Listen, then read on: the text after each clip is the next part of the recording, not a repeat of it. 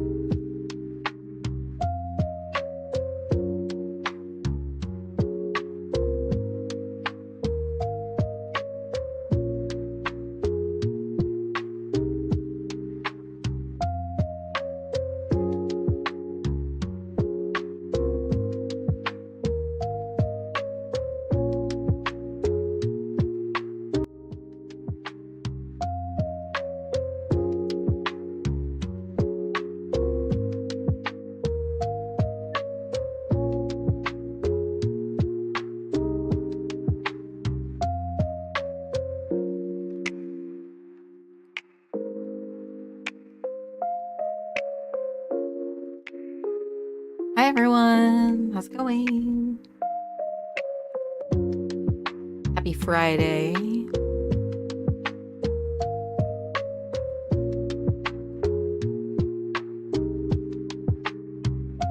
I was Philly and got to grab a beverage before I went live, so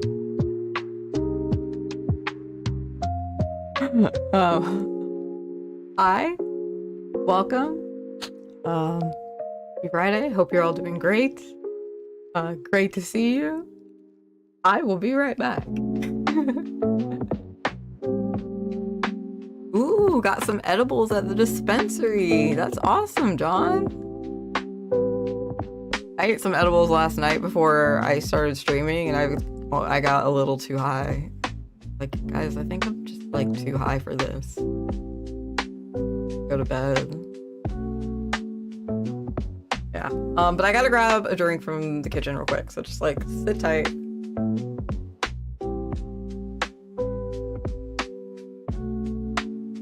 I'll be right back.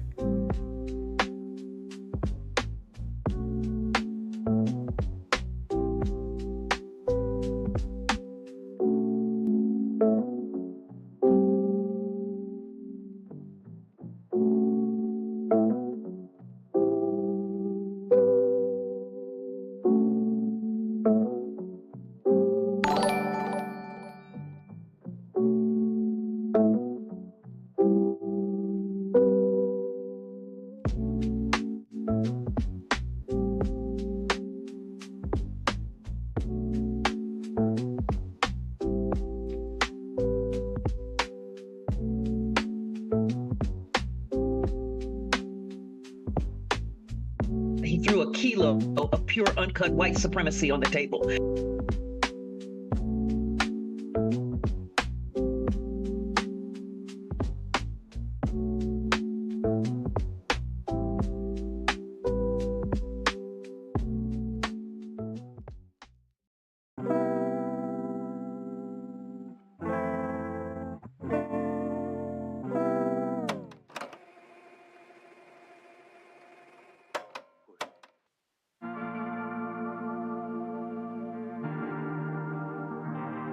Attention alien army, we do have a raid incoming. I repeat, a raid incoming.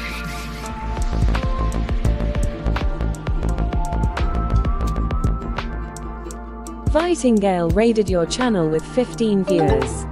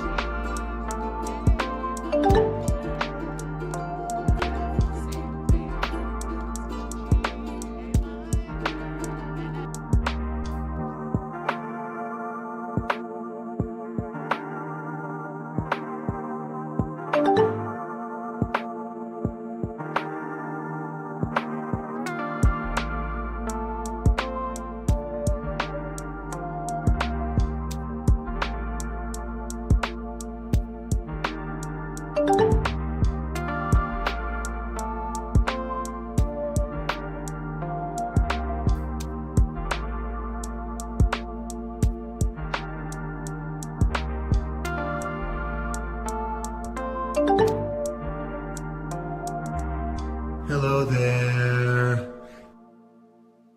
Hello I swear to God you could drown a toddler in my panties right now.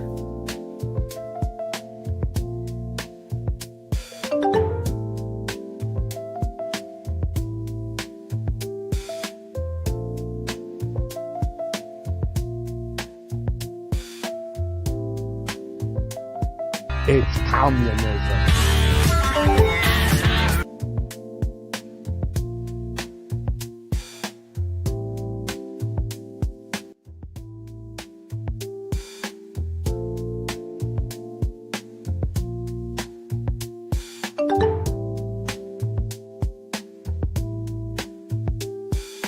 Anarchy! I don't even know what that means, but I love it! Thank you, Raiders. Welcome, Raiders. Thank you, Vitingale, for the raid. That's what I meant to say. Hi, everybody. Thank you so much for the raid, Vitingale, and thank you for the amazing stream. I had such a lovely time supporting you, modding for you. It was a great way to spend my afternoon. Everyone, please go to twitch.tv/Vitingale and give a follow back. Amazing musician, activist, and comrade. Welcome in, everybody. We've got Zedzir, we've got LT9K, we've got One Great Earth, Dead End Joker, Carla's Wild Ride, Peacefire Now, Valerie Doll, Bark Eater J, Katie Marshall, welcome in, Jonathan Ross, great to see you, Spectrophonic, thank you for being here. Hello, hello, hello. Fascist pigs. Welcome everybody. I hope you're having a fantastic Friday. How's it going? Yes, I had a doctor's appointment earlier today. Smoke it if you got it. Happy 420 Mountain Time. I just did when I was off camera because I don't know how YouTube is about it. Well, enjoy. Anyway, yeah, 420 times.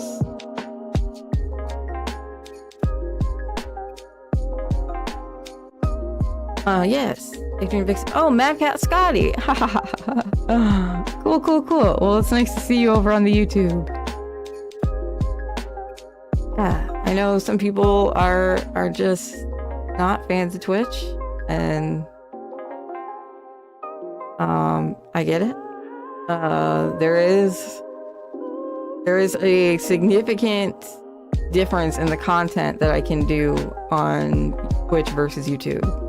So while I'm happy to grow the audience, it's also it's a lot more challenging for me to put these streams together. So bear with me, and thanks for being here. Please like and subscribe and do all the things, click all the buttons.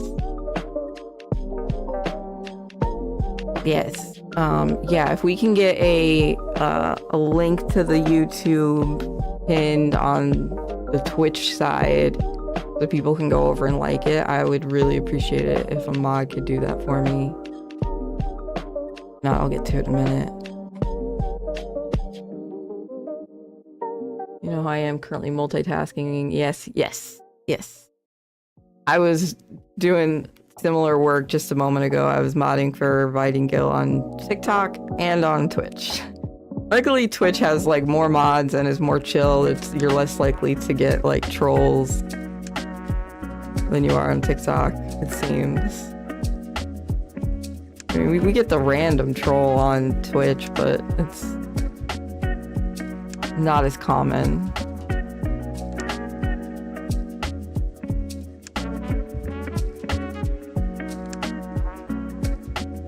Gotta love that multi-modding life. Oh, thanks, Joker.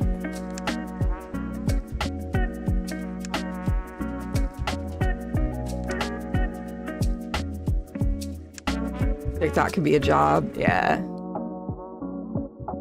Well, and it's like I like continuously am like clicking the like and then trying to comment and also like making sure there aren't trolls, and then I'll get sucked over on Twitch, which I enjoy watching on Twitch more, so I'm like, sometimes I get stuck there for a second and then I'm like, oh crap, I should have been modding. There's a butthead.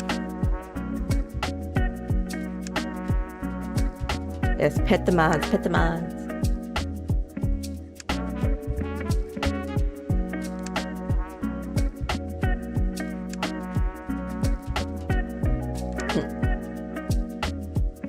Get those likes high, baby.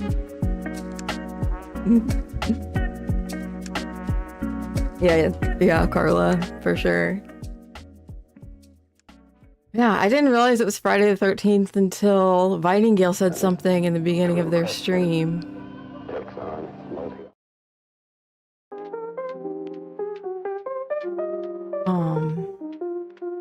you know, Friday the 13th, and it's fall. It's spoopy season.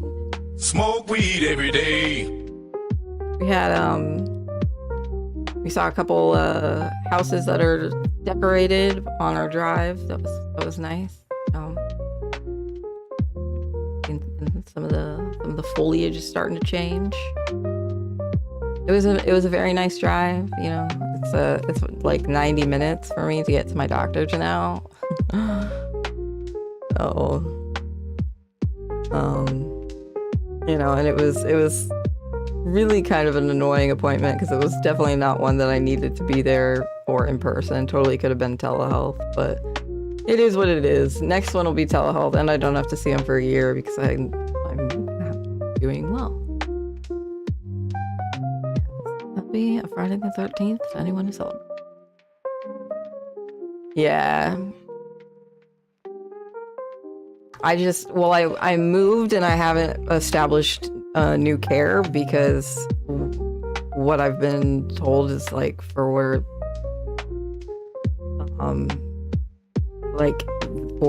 Medicaid patients, I'm already seeing the specialists like that they would be referring me to.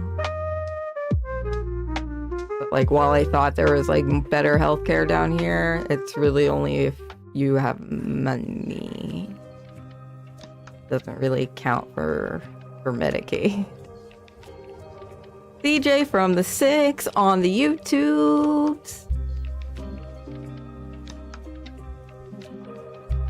Welcome in, welcome in. Hi, CJ.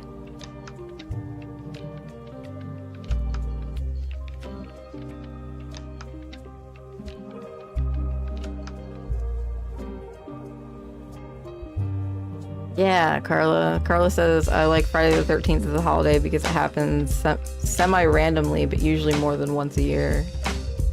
Yeah, and it's like a good day to just like be spoopy.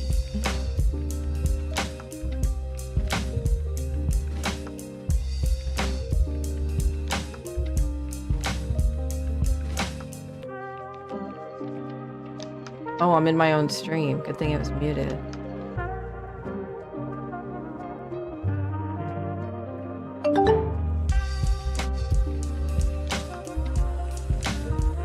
Aw, CJ.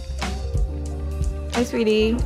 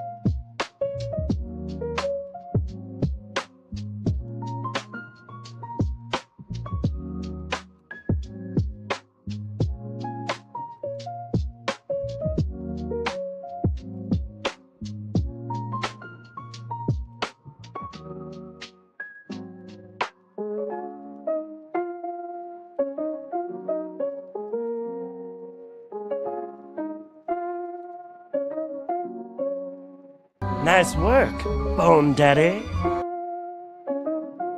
Yeah, I've thought about getting the Restream bot so it compiles all the messages, like, but I don't need it, like, because my OBS has a chat which has both chats just in one. It's really convenient.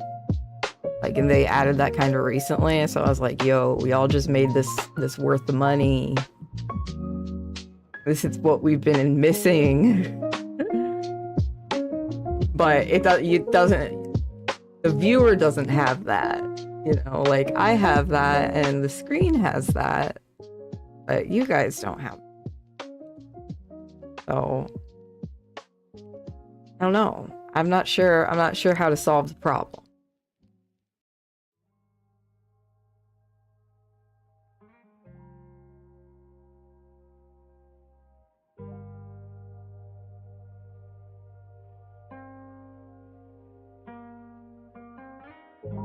Carla's Wild Ride, welcome to the YouTube side.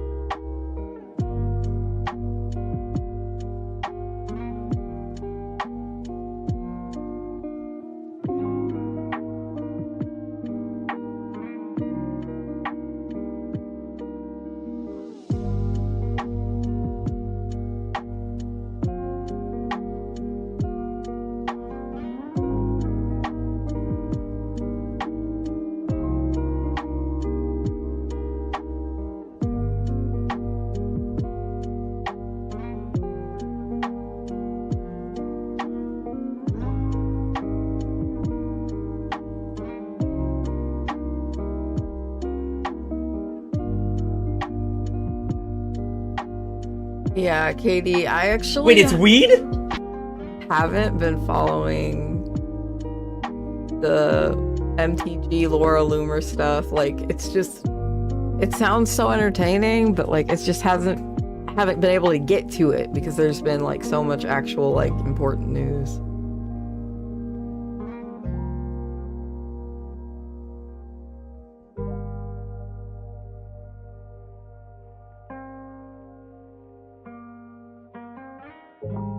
Seemingly important, you know.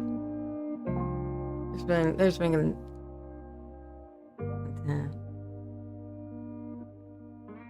Hey Mo.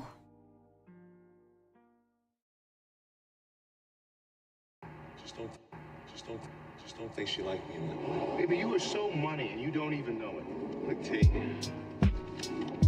Girls don't go for me the way they go for you, okay? I'm going for you, right? It's different. Why? How is that different? Younger, it was college. You can go to college, you don't know how it is. The girls are young, they drink, they don't know any better. You like dog shit content, please subscribe. You know how stupid that sounds? Listen to me. Self-esteem is low right now because she's with somebody else. With somebody else. We're talking about it and thinking about it all the time. I have 2 separate tabs, sometimes on mobile, I'll switch between apps. It's more tedious, but doable. Thankfully, Twitch video keeps the different picture, or I can look at YouTube chat with the video pause.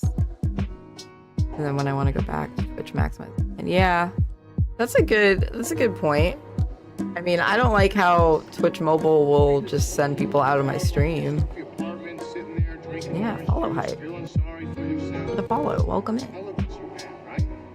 You got a partner. Whatever, Mike, it's work. You understand? You're doing what you love to do. What the hell is she doing now? It's so awkward to chat on YouTube and TikTok though. I miss my emotes. Yeah. She's saying, what the hell does he do? TLDR, MTG is pissed that Trump likes Laura Loomer more than her, so she called her racist, and Laura spilled some tea on MTG, alleging she uses the N-word in private and banged her CrossFit coach. I mean, I think we already knew all that about MTG. That's not like shocking. You know, that's You're better off in doctor school. You gotta trust me on this, Mike. All right? Stop talking.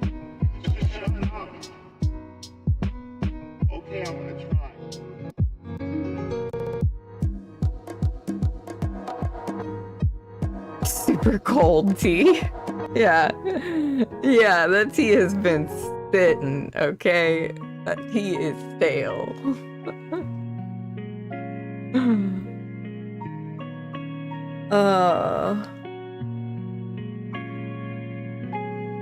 Yeah, I have everything in like Windows, and I'm gonna pop out the YouTube chat so I can have it separate over here, but I do have them all together in the OBS. It's nice, but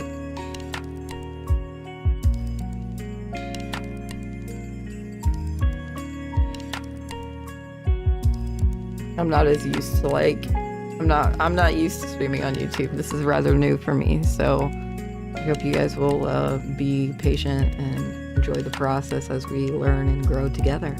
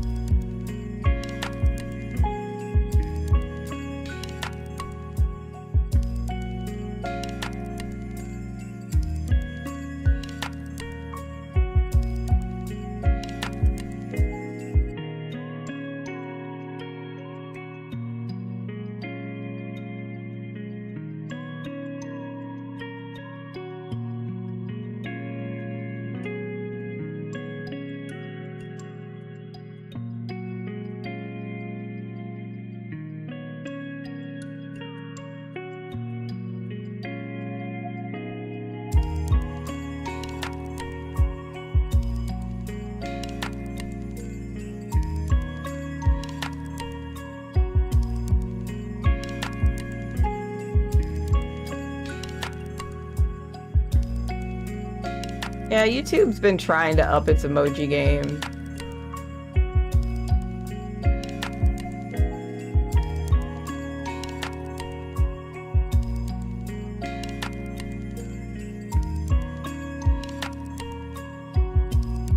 I still have the pride emojis too, which is nice.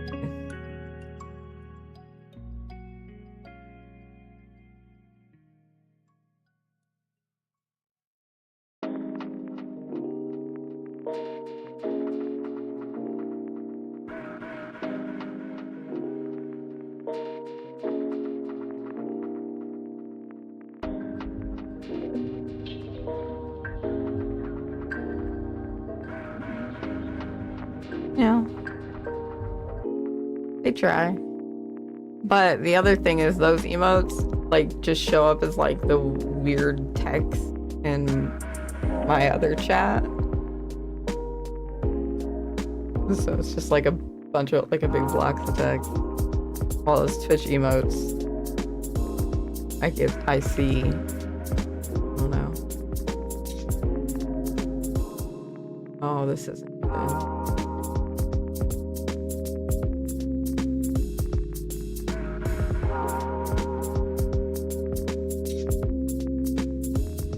Okay. Everything's fine.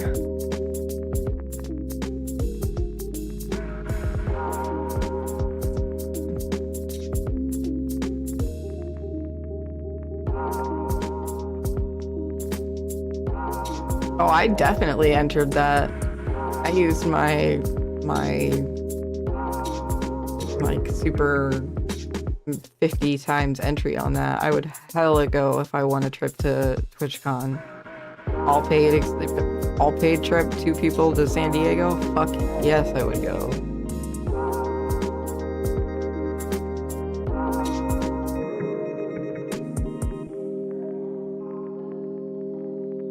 This is turning into a revolution. Autumn_leaves subscribed to your channel for 1 month. Autumn Leaves has subscribed with Prime. Autumn, thank you so much for using your Prime. I know you only get 1 of those and you chose to use it here. That means so much to me. Thank you for giving me your Bezos bucks. Let's go. Hey Veneth, welcome in.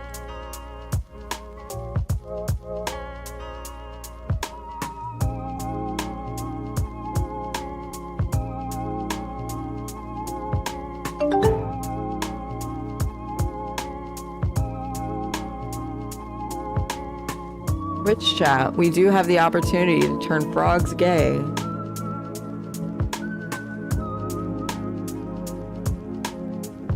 Yeah, I get that. I get that, Katie. Like, that sucks. Yeah, I mean... I don't like them putting chemicals in the water that turn the freaking frogs gay. Do you understand? Cheer 100. CJ from the 6 cheered 100 bits. Frogs, freaking frogs. It's not funny.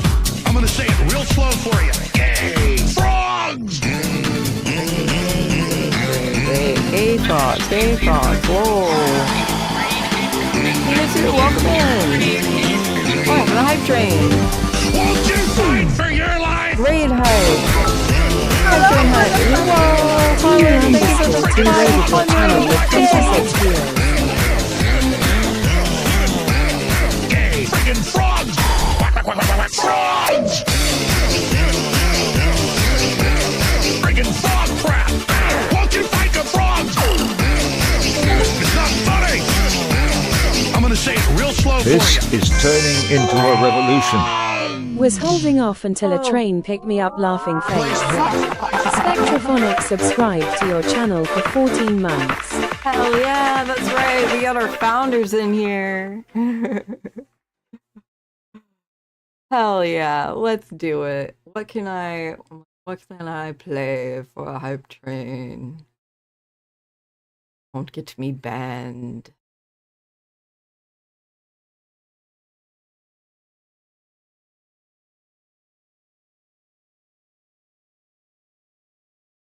Oh, I know.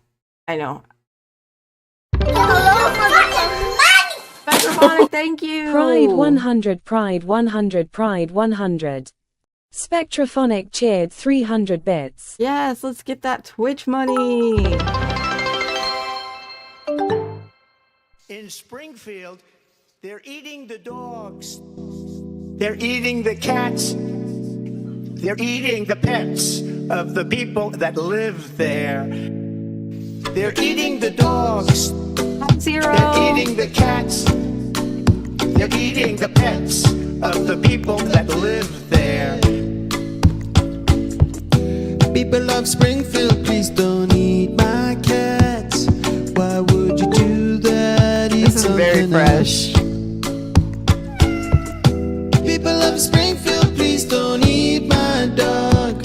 Here's a catalog of other things to eat. Other things you could eat. They're eating the dogs. Whoa, whoa, whoa, whoa. They're eating the cats. Meow, meow, meow, meow. They're eating the pets of the people that live there. Oh, Bennett, I'm proud of you. They're eating the dogs. Whoa, whoa, whoa, whoa. They're eating the cats. Meow, meow, meow, meow. They're eating the pets of the people that live there. Whole life. They're eating the dogs.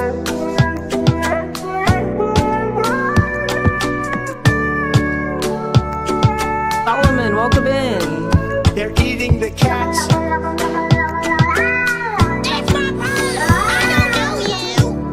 Diamond MX, thank you for the follow. They're eating the dogs. Did we get a shout out for Tina too for the raid? They're eating the pets of the people Tina that too, live I want to say thank you for raiding. I hope you had a wonderful stream. They're eating the cats. Distracted by the hype train. The pets. You like dog shit? Please subscribe. New meme song. In Springfield, they're eating the look dogs. at his The people that face. came in. They're eating the cats. They're eating the pets of the people that live there. And this is what's happening in our country. Yes, brand new from Kiffness. Chat, we've got less than 2 minutes. We're in a level 2 hype train, 22%. We can get to level 3. All right, brand new, and the proceeds from streaming this go to charities in Springfield, Ohio, to help animals find homes. So happy to share that with you folks for the hype train.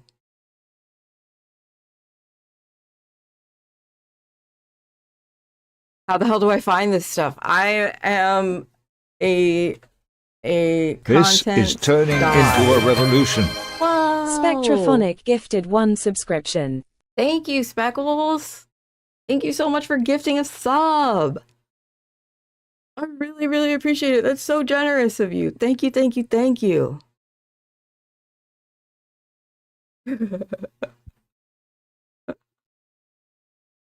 I am a content god, okay? Just accept it.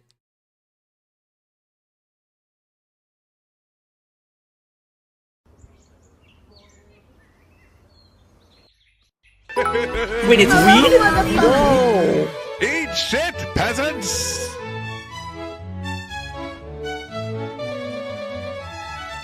Anonymous Anonymous. gifted 5 subscriptions.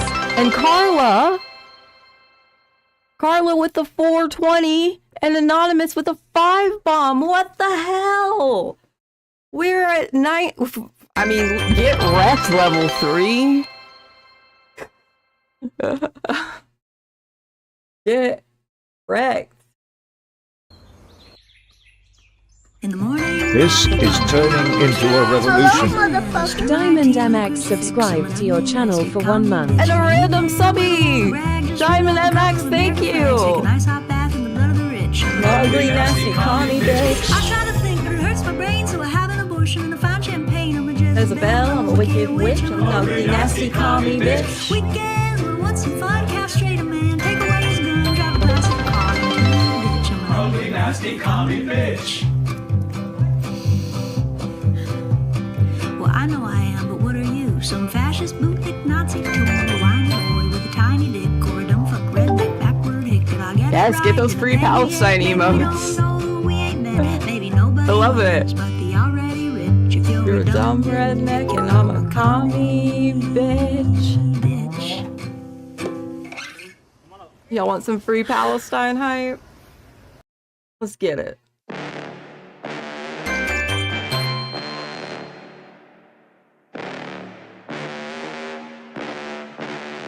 Carla, look at that new badge! Holy shit!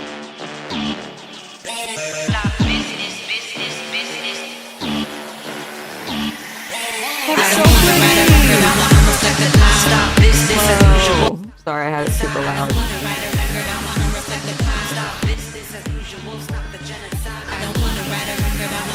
R.I.P. headphone wearers.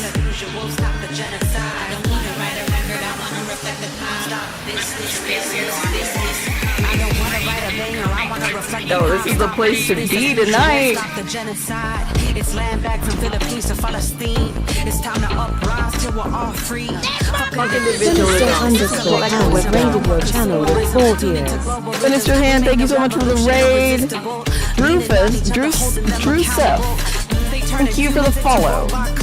Slaves to empires, brains whitewashed, they put whiteness and religious laws. Welcome in, Raiders! Everyone go to twitch.tv/sinister_hand and check them out. Stop the killings and the occupation, changing, using radical imagination. Together we're amazing. Write a record, I want to reflect the time. Stop this as usual, stop the genocide. I don't want to write a record, I want to reflect the time. Stop this as usual.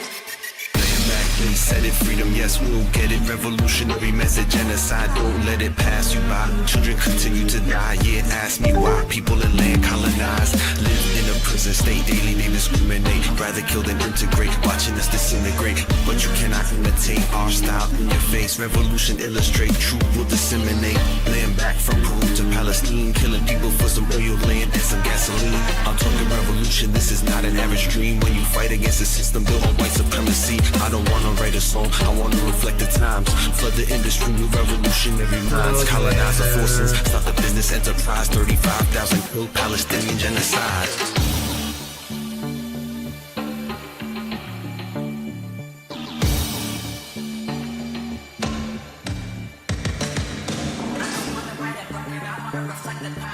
Yes, thank you, Carla.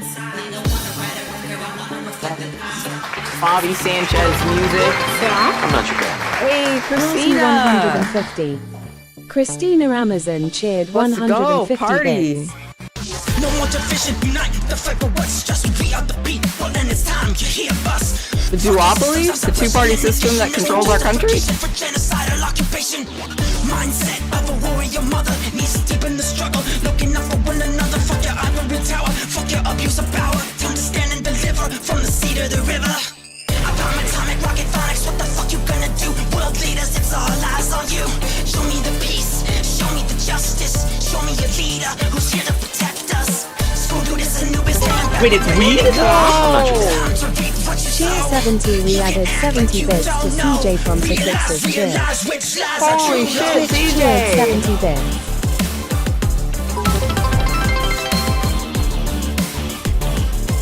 Thank you so much for the 700 biddies!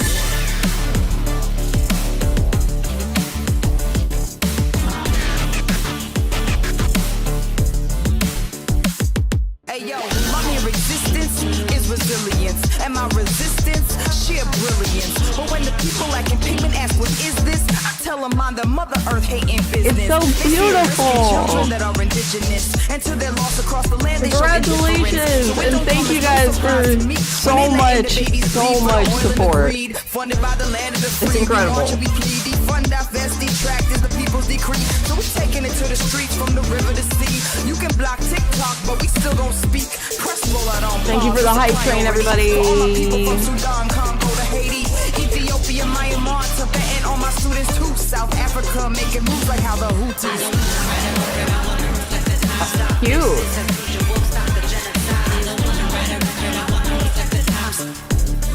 And if I'm not mistaken,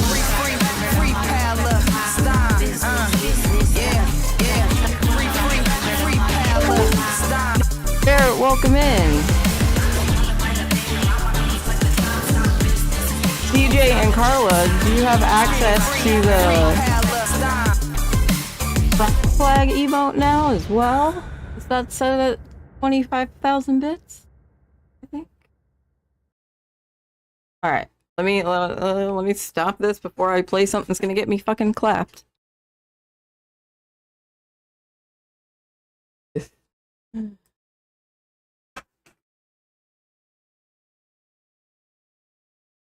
All right. Let me get focused here. That was so fun. Thank you, everybody. Thank you for the hype train. Thank you so much. And YouTube, I hope you had fun hanging out and spamming your raptors. Raptor gang, let's go.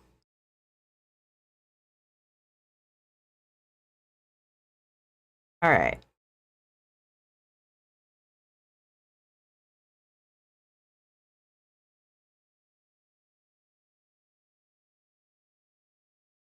Also, Ferret, welcome in.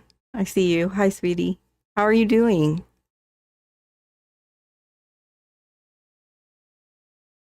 All right, so we're going to get started with headlines from Democracy Now! Feeling a bit better? That's good. That's good.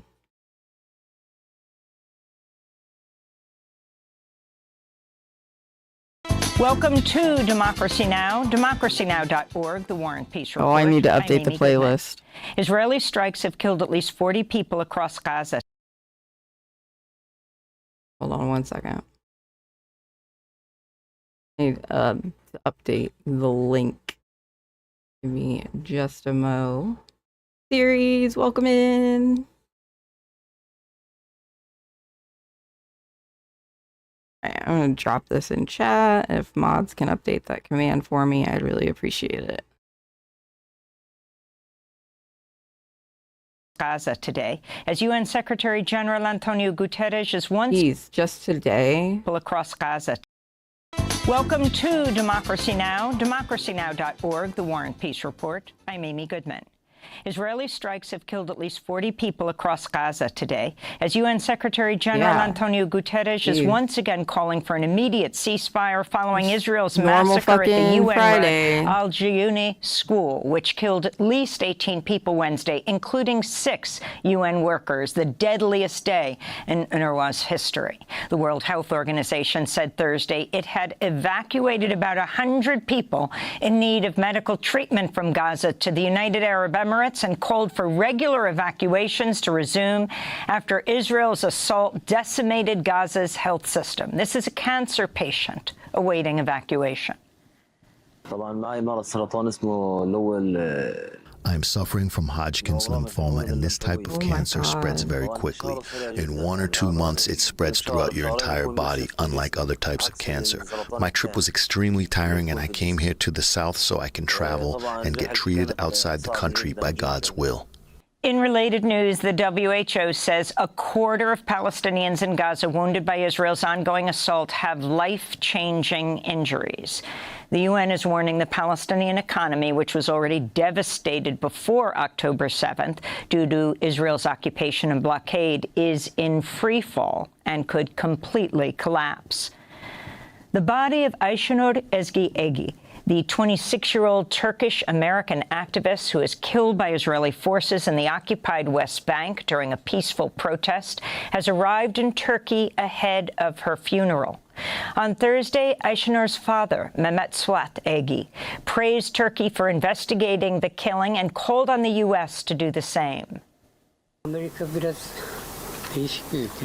America is a different country. When there is injustice or torment towards its citizens, or they are killed in any country in the world, it lands on that country like the eagle on its emblem.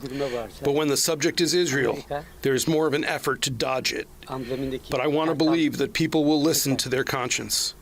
Earlier this week, the Washington Post published an investigation corroborating eyewitness accounts that the protests Ayşenur Ezgi Egi had been taking part in were already over when Israeli soldiers opened fire, killing her.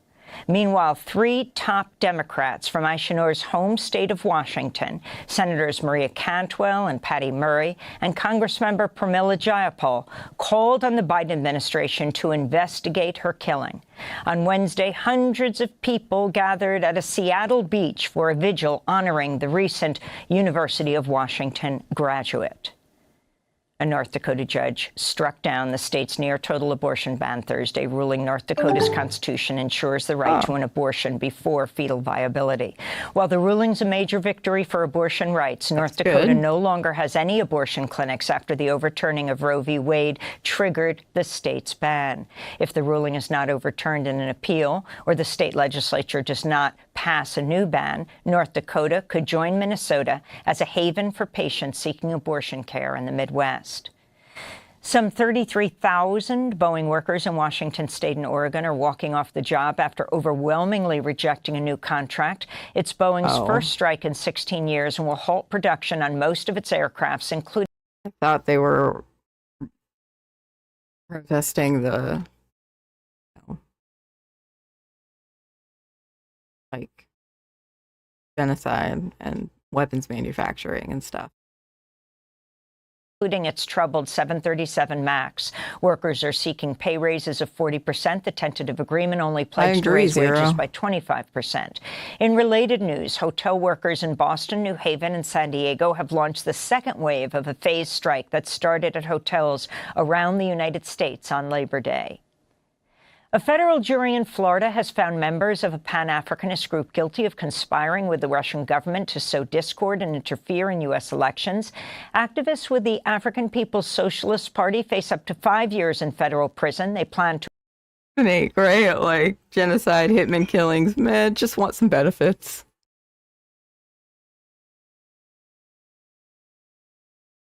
Appeal. Prosecutors argued the group's activities were not protected by the First Amendment since they were done at the direction of a Russian operative named Alexander Inovol. The defense argued the government aimed to censor the group after members criticized U.S. foreign policy. Jurors acquitted 3 of the activists, known as the Uhuru 3, on a more serious charge of acting as agents of a foreign government. Hey, Knight Rider. Attorney Mutaki Akbar spoke after the verdict. We had 12 people from this community that probably don't agree with most of the stuff that they heard, but understood their right to do it. 1, and their 2, their sovereignty in doing so, that they were doing it on their own behalf for African people. So I think that sends a message to the government that these political prosecutions probably won't work. To see our interview with one of those on trial, Omali Yeshitela, chair of the African People's Socialist Party, about the trial of the Uhuru Three, visit democracynow.org. A judge in Georgia has dismissed 2 more charges against Donald Trump and 1 charge against some of his co-defendants in the state's 2020 election subversion case. Trump now faces 8 charges in the racketeering conspiracy, down from the original 13. In other Trump news, the former president says he will not take part in any more debates against Kamala Harris before the election. In Springfield, Ohio, a bomb threat on Thursday prompted authorities to order the evacuation of City Hall and several municipal buildings. Mayor Rob Roos said the threat came in an email from someone who cited frustration over the city's resettlement of Haitian immigrants. This comes after Springfield city manager denied false racist claims made by former President Trump and vice presidential candidate J.D. Vance that Haitian immigrants were eating people's dogs and cats. Several Democratic senators have criticized the Biden administration. It's not funny because having real negative, like real world negative consequences, like it's really not. It's not funny, but it is. It's laughable, but damn, it's having real negative impacts. Funding to Egypt, citing widespread human rights abuses by the authoritarian government of General Abdel Fattah al-Sisi. A portion of the money, less than a quarter, was conditioned on Egypt improving its human rights record. On Thursday, Connecticut Senator Chris Murphy wrote, quote, "It's no secret Egypt remains a deeply repressive autocratic state. I see no good reason to ignore that fact by waiving these requirements," he said. This comes as press freedom groups are demanding Egyptian authorities drop all charges against 4 journalists recently detained and held incommunicado. The disappearances of Ashraf Omar, Khaled Mamdouh, Ramadan Guida, and Yasser Abu Ella have sparked fear and trauma among Egyptian journalists. At least 2 of them have allegedly been tortured. In Nigeria, people are searching for their loved ones after major flooding killed at least 30 people, submerged entire neighborhoods, and displaced tens of thousands of people in the northeast. I have 1 son, and I have not seen or heard from him in 3 days. We got out on Tuesday after the flood overpowered us. It was really hard for us to get out, but thanks to the soldiers who helped us to safety. Right now, we are still searching for my son. No headway yet. We prayed to God to help us in this situation. Democratic lawmakers Thursday unveiled the Polluters Pay Climate Fund Act that would force fossil fuel companies to pay into a fund that addresses the harm and damages they caused, unquote. In related news, pressures mounting for the Biden administration to cancel all new liquefied natural gas export licenses after a judge recently lifted a pause on new LNG export approvals, and after a new study found that LNG has a 33% greater greenhouse gas footprint than coal. Here in New York, Police Commissioner Edward Caban resigned Thursday at the request of Mayor Eric Adams. Caban's resignation came just days after federal agents searched his home and seized his cell phone. Agents also raided the homes of a top mayoral advisor, 2 deputy mayors, and the New York City Schools chancellor. It's one of the 4 separate corruption investigations by federal prosecutors targeting Adams' inner circle. And Chilean President Gabriel Boric says he will push for the repeal of a highly contested amnesty law that has long barred investigations into crimes against humanity committed during General Augusto Pinochet's military dictatorship. On Wednesday, September 11th, Boric attended a ceremony marking the 51st anniversary of the U.S.-backed coup, which overthrew elected President Salvador Allende and ushered in Pinochet's 17-year dictatorship, during which thousands of people were murdered, tortured, and disappeared. This is Jaime Vivanco, a relative of some of the victims. Our society still does not assume that it has an historical duty to vindicate the disappeared detainees, the politically executed, and the tortured people. We must learn from this and understand that if we do not assume this as a society, then never again is not real and can be repeated. And those are some of the headlines. This is Democracy Now!, democracynow.org, The War and Peace Report. I'm Amy Goodman. Okay. Headlines. I know. No. Okay. Next up, from Rebecca Watson, The Comedy and Tragedy of Donald Trump's Nazi Lies. So a few days ago, I finished a video talking about the idiotic right-wing lie that the Hells Angels were on their way to Aurora, Colorado to fight a Venezuelan street gang. Sorry, I just need a minute to process that is a sentence you can say in the year of our Lord 2024, and people are like, yeah, yep, that's right, I remember that. Anyway, when I finished that video, I had no desire to address the various other right-wing lies about immigration that are currently floating around. But then this happened. In Springfield, they're eating the dogs, the people that came in. They're eating the cats. They're eating the pets of the people that live there. And this is what's happening in our country. My initial thought here was, oh, this is great. Because, you know, if you didn't watch the U.S. presidential debate, Kamala Harris repeatedly baited Donald Trump into having these epic meltdowns by just mentioning things like, you know, how his rally numbers were bad. And that's what eventually led to this explosion. And for people who are not terminally online, who are watching at home, Trump looked, you know, batshit. Because he is. It was a really good debate tactic, I thought, on the part of Kamala Harris. And sure enough, you know, surveys the next day showed that by and large, people thought Kamala won the debate and that Donald looked bonkers. But, you know, after my initial joyous reaction, I realized, wow, you know, a former United States president who was running to be president again just stood on a stage in front of 60 million people and shouted Nazi propaganda, and the election is still probably going to be a tight race. And that's really depressing. That is true. From the moment that this lie hit social media, everyone who works in the area of radicalization and hate groups, everyone I follow at least, immediately recognized this as a Nazi talking point. The classic big lie used by bigots to stir up hatred against a marginalized group, of course, is blood libel. The idea that Jewish people ritually murder Christian children and use their blood to cook treats for Passover. There have been many variations on this over the past 2 millennia, but the basic gist is always that Jewish people are evil, predatory, savage, even subhuman, and that they are a dangerous threat to the civilized world that must be removed. That is why blood libel has directly led to the persecution of Jews throughout several millennia. That's why the experts immediately clocked this lie as a new take on an old Nazi bit of propaganda.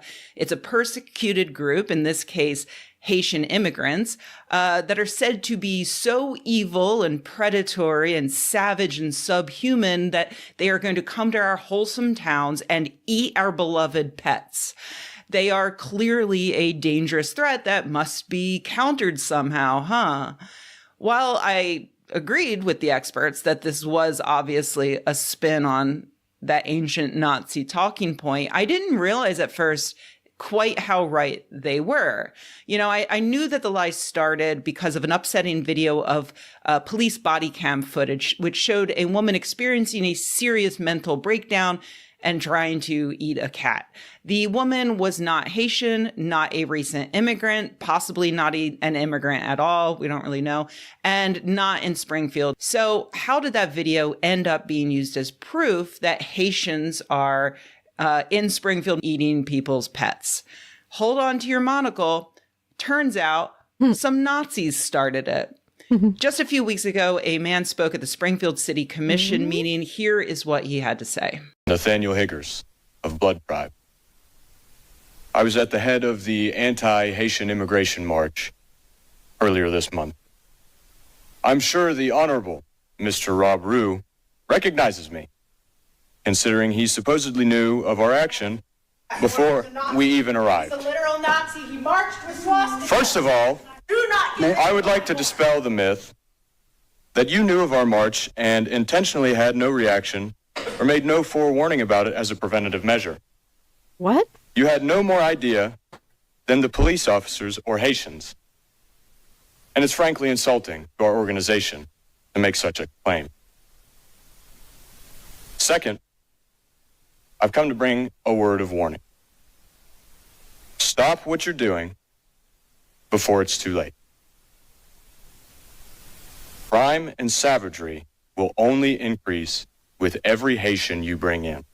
And with it, public frustration and anger. You sound threatening to me. I'm gonna Based on the comments if I could tonight, ask the police to go ahead. I'm sure I don't need to tell you that. Just sound threatening if you go ahead and just peacefully be removed. These people didn't ask for this.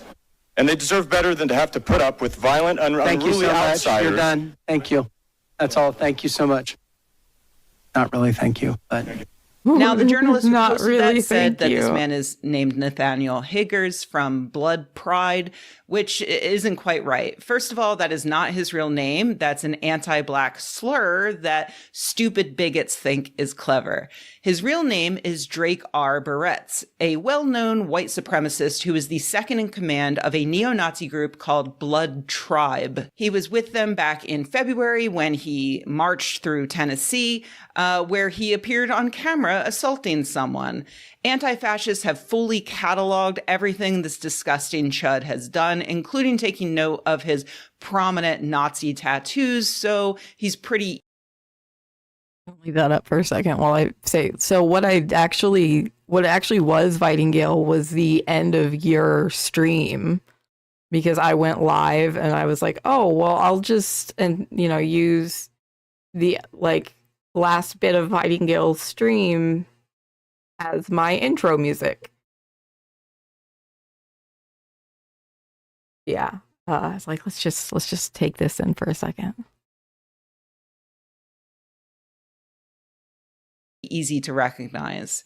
So yeah, this lie was actually dreamt up and spread by literal Nazis before vice presidential candidate J.D. Vance picked up the story and posted it to his Nazi-adjacent fans on Shitter, where it racked up more than 100,000 likes. After the town of Springfield went on record to say the entire thing was a dangerous lie, not only did no one at Shitter add a community note, but Vance posted an even more disgusting follow-up. In the last several weeks, my office has received many inquiries from actual residents of Springfield who've said their neighbors' pets or local wildlife were abducted by Haitian migrants. It's possible, of course, that all of these rumors will turn out to be false. Do you know what's confirmed? That a child was murdered by a Haitian migrant who had no right to be here. He goes on, but I want to pause here because this is another lie that was repeated by Donald Trump at the debate with Harris. And somehow it manages to be even worse than the pet eating lie. And until I read this lie, I didn't think that that was even possible. I didn't think they could sink lower. Here's why it's worse. Not only does this lie also stoke hatred against Haitian immigrants who do have every right to be here, but it does so by exploiting a dead child and his grieving family. In 2023, a man accidentally crashed his car into a school bus, tipping it over. Many children were injured, and one, 11-year-old Aiden Clark, was killed. The man responsible was a Haitian immigrant, and the incident is largely what kicked off a heated debate over Springfield's policies on welcoming immigrants to save their dying industry town. I can imagine what it must be like to lose a child.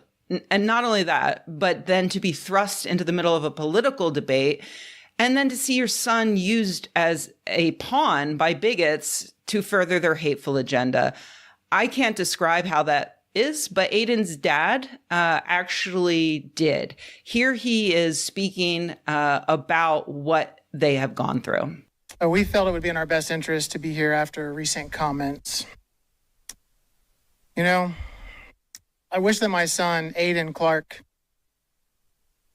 was killed by a 60-year-old white man. I bet you never thought anyone would ever say something so blunt. But if that guy killed my 11-year-old son, the incessant group of hate-spewing people would leave us alone. The last thing that we need is to have the worst day of our lives violently and constantly shoved in our faces. But even that's not good enough for them. They take it one step further. They make it seem as though our wonderful Aiden appreciates your hate, that we should follow their hate. And look what you've done to us. We have to get up here and beg them to stop.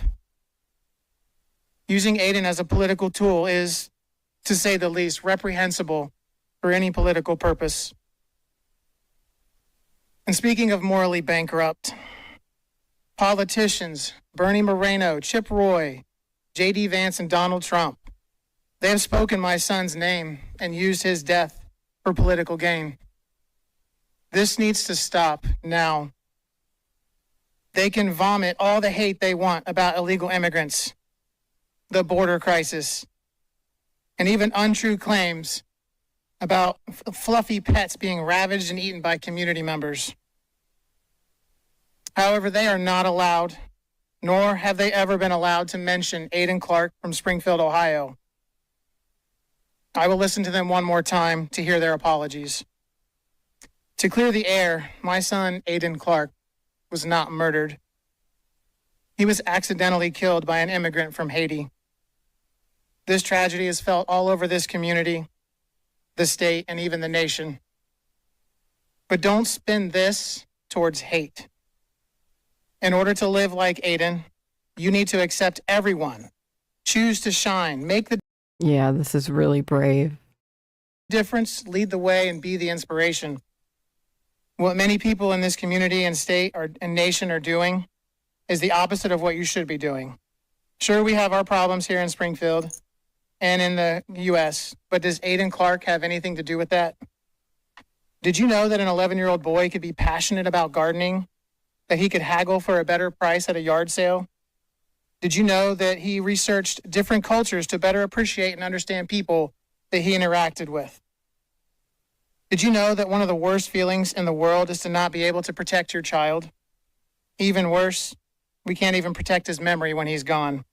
Please stop the hate. I said to Aiden that I would try to make a difference in his honor. This is it. Live like Aiden. Thank you. Friends, I'm not embarrassed to admit that I sobbed the first time I watched that. I should tell you that it hits a bit close to home because I lost a kid that I used to babysit when a drunk driver hit his school bus. But even without that connection, you would have to be a monster to not feel deeply empathetic for these people. And you'd have to be an even bigger monster to then use this tragedy for scoring political points in a debate. And especially for using it to sow fear and hatred of people who are already struggling, people who are just trying to make a better Cheer life 100. for themselves. The It's- underscore Night Rider 100 cheered 100 bits.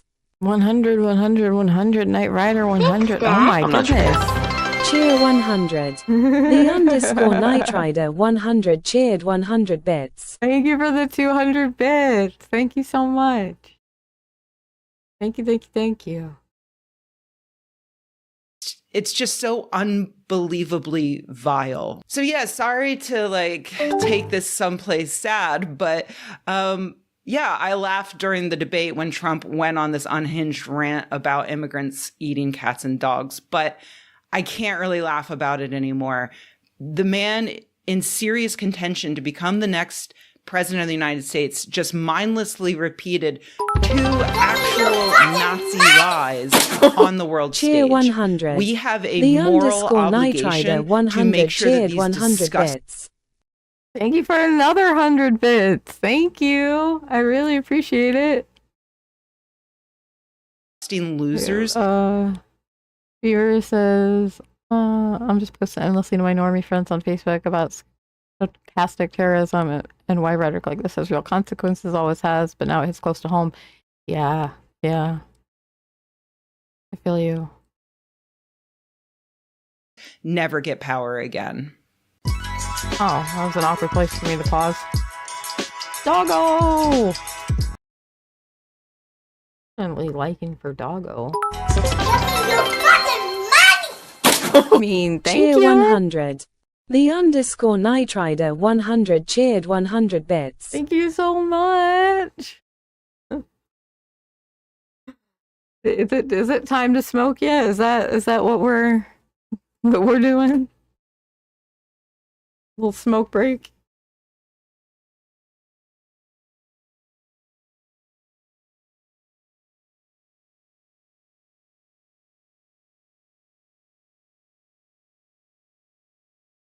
Wait, it's weed?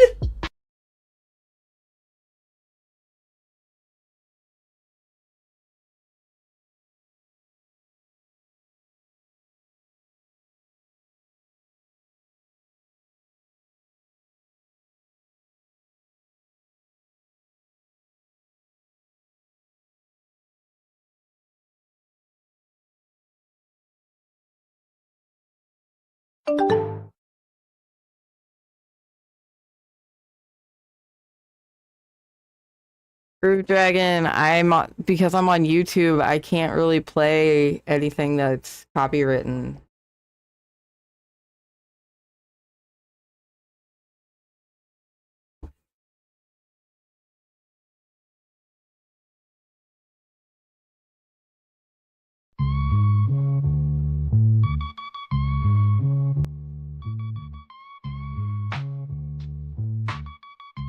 Sorry. So this was made by Globus the Elder. I don't think it's copywritten. It's called 20 Viewer Andy. Man, about 20 viewers Andy. And it's 420 West Coast. Let's go. Fighting for that recognition. Only fans in this room got that air conditioner. Sweaty palms pressing keys for breakthrough. 20 views steady drowning in the digital. Quite my dude. Ain't nobody giving a damn about 20 viewers. Sandy, scroll right past. Ain't no work. I'm not your dad. Cheer 100. The underscore Night Rider 100 cheered 100 bits. Noise drowning hopes, cloud of doubt, no clout. Virtual stage, but the spotlight dim. Many clicking past, they feeling his hymn. Waiting for the moment, blow up like a piston. Haters gonna hate, but persistence gonna glisten. Hold tight, 20 turn 200 someday. Laugh in the face, shout, who wants some pay?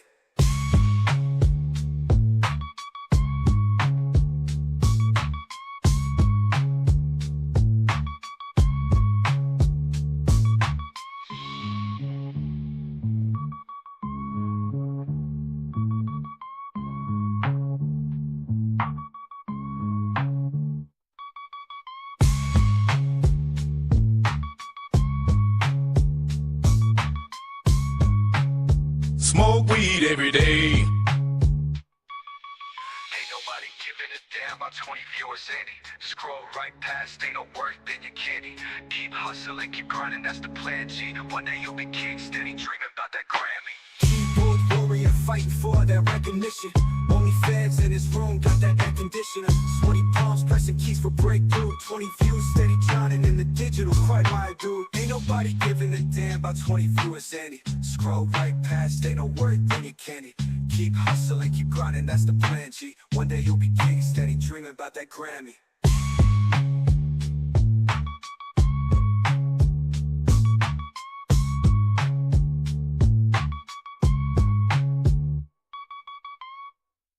In a sea of faces, trying to stand out. Noise drowning hopes, cloud of doubt, no clout. Virtual stage, but the spotlight dim. Many clicking past, ain't feeling his hymn. Waiting for the moment, blow up like a piston. Haters gonna hate, but persistence gonna glisten. Hold tight, 20 turn 200 someday. Laugh in the face, shouting, who wants some pay?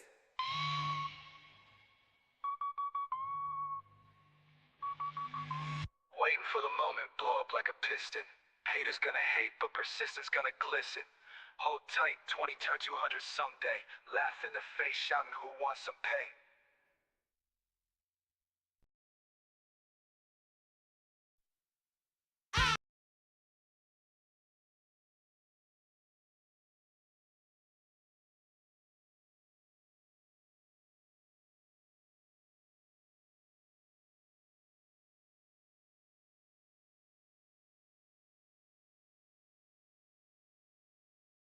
Oh, he's leaving for this. He's not staying. Yeah, you should stay for this. You should stay for that. You will like the clip. You will like the clip. Say less. I'll do double time.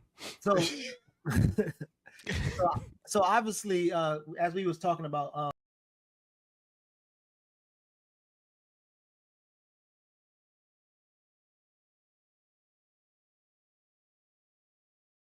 If you like dog shit content, please subscribe.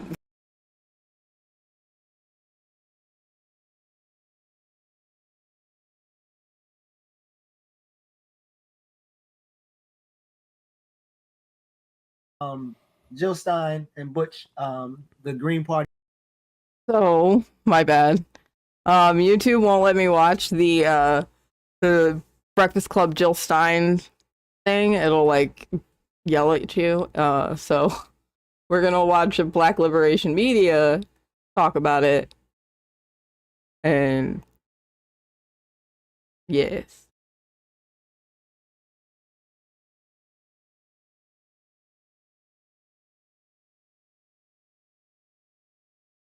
Party's candidates was on Breakfast Club. Sort of a shock to some people, but during that opportunity, Charlemagne brought on Angela Rye, which is their political person. I'm surprised they didn't have Teslin Figaro, which is their other political person, but they had some other sister I never knew, and they were attacking from the start.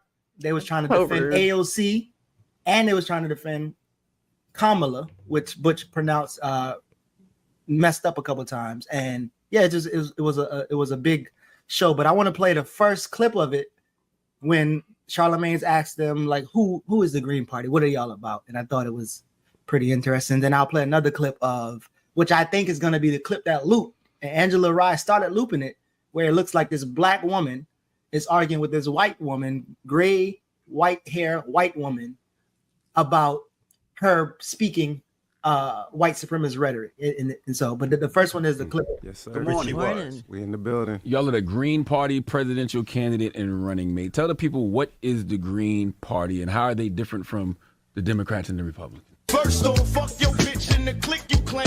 West side, when we ride, come equipped with game. Well, for one thing, we don't take money from billionaires and bankers and APAC and Wall Street and the war machine. So we're a people-powered party. That's what makes us totally different.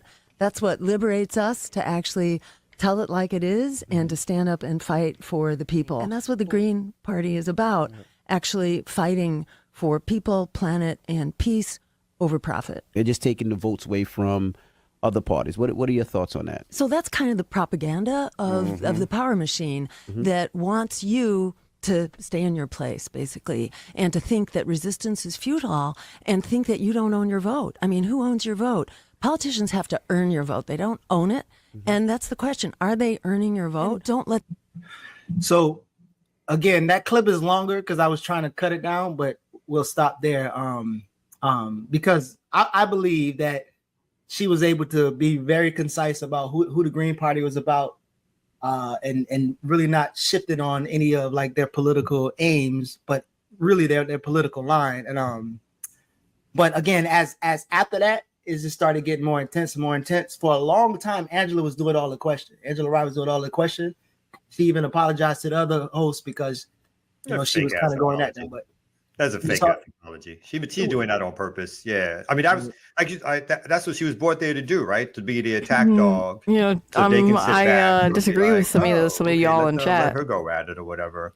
But I agree. I mean, for the first time in my life, I thought about voting for a white woman. This is the closest I've come to thinking I might go vote green. I even had crazy thoughts. It's like, you know what, in Atlanta, we should have a Green Party.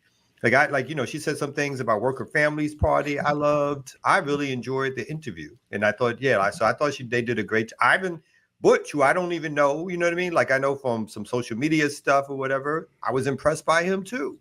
I was impressed by the whole get up, the way they defended themselves. So I give them a lot of credit. And I think, yeah, they had that chick frying like as she should have been for all those white supremacist talking points that she did use when she did speak. Well, I think Charlemagne brought his pit bull on who had no teeth. So you want me to pull this? Is that why you shared it? Yeah. All right. Okay. In 2002, you ran for governor of Massachusetts and you lost. In 2004, you ran for state representative in Massachusetts and you lost. In 2006, you ran for Secretary of the Commonwealth. You also lost. In 2010, you ran for governor again, this time against the first Black governor in Massachusetts, Deval Patrick. You lost. In 2012, you ran against this. This is the Breakfast Club clip? This is the one of all the clips. This is the one they put up. Less than that you just ran against all the Black candidates and lost. In 2016, you ran against Donald Trump and Hillary Clinton, losing significantly with 1.4 million votes cast for you, but zero electoral college votes. I agree with y'all, it needs to be abolished. But 136 million people voted.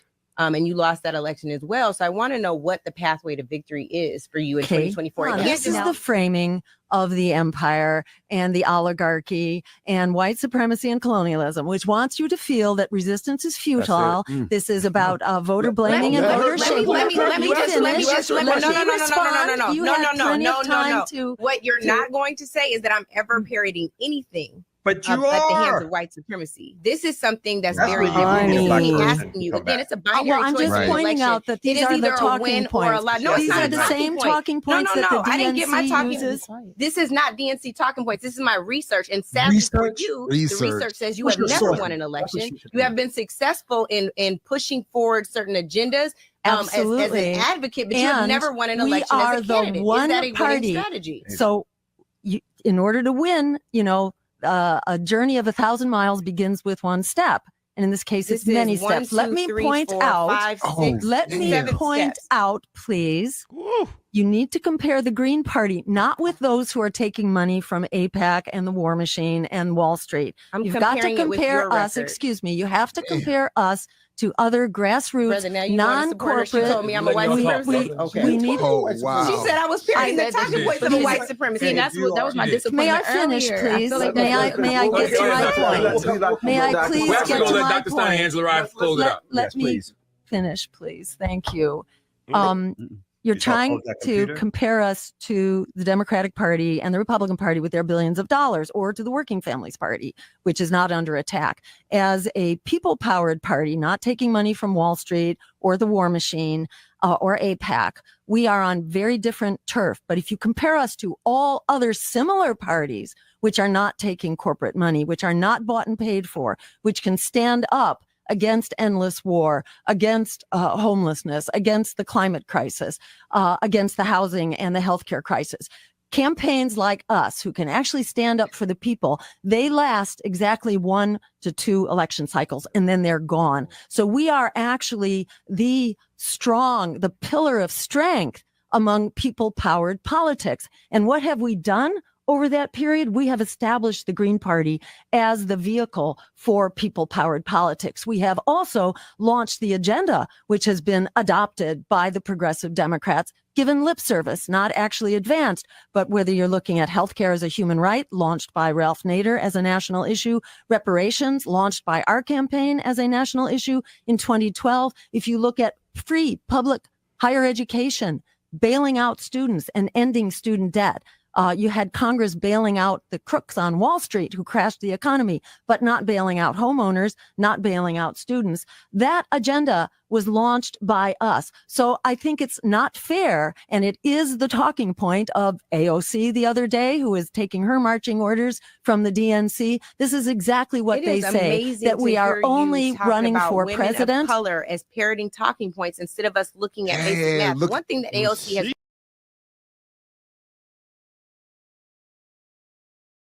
done that you haven't is win some elections. And so when I'm asking you, what I'm won trying any to say, elections, that is one point. If you want to tell me that you want to push a more progressive agenda, if you want to talk about 1,500 a progressive agenda, you can do that. Not by running necessarily for president. Your track record as a state rep candidate, as a secretary of the Commonwealth candidate, as a gubernatorial candidate, as a presidential candidate are woefully lacking. So I'm asking if you consider going about it a different way instead of telling me I'm parroting white supremacist talking points. So I can tell you, here the it's facts. all about her. These are the facts. The numbers are not on your side. Her white supremacist talking points.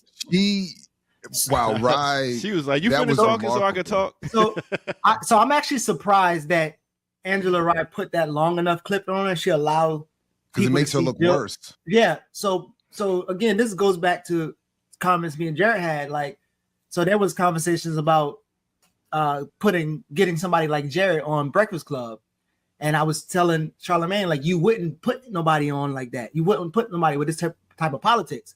And got it back and forth. And he was like, well, the reason why I wouldn't put him on because you called me arrogant, blah blah blah. But if they were forced to, which I feel, my chance. That's in other words. I hope everybody heard that.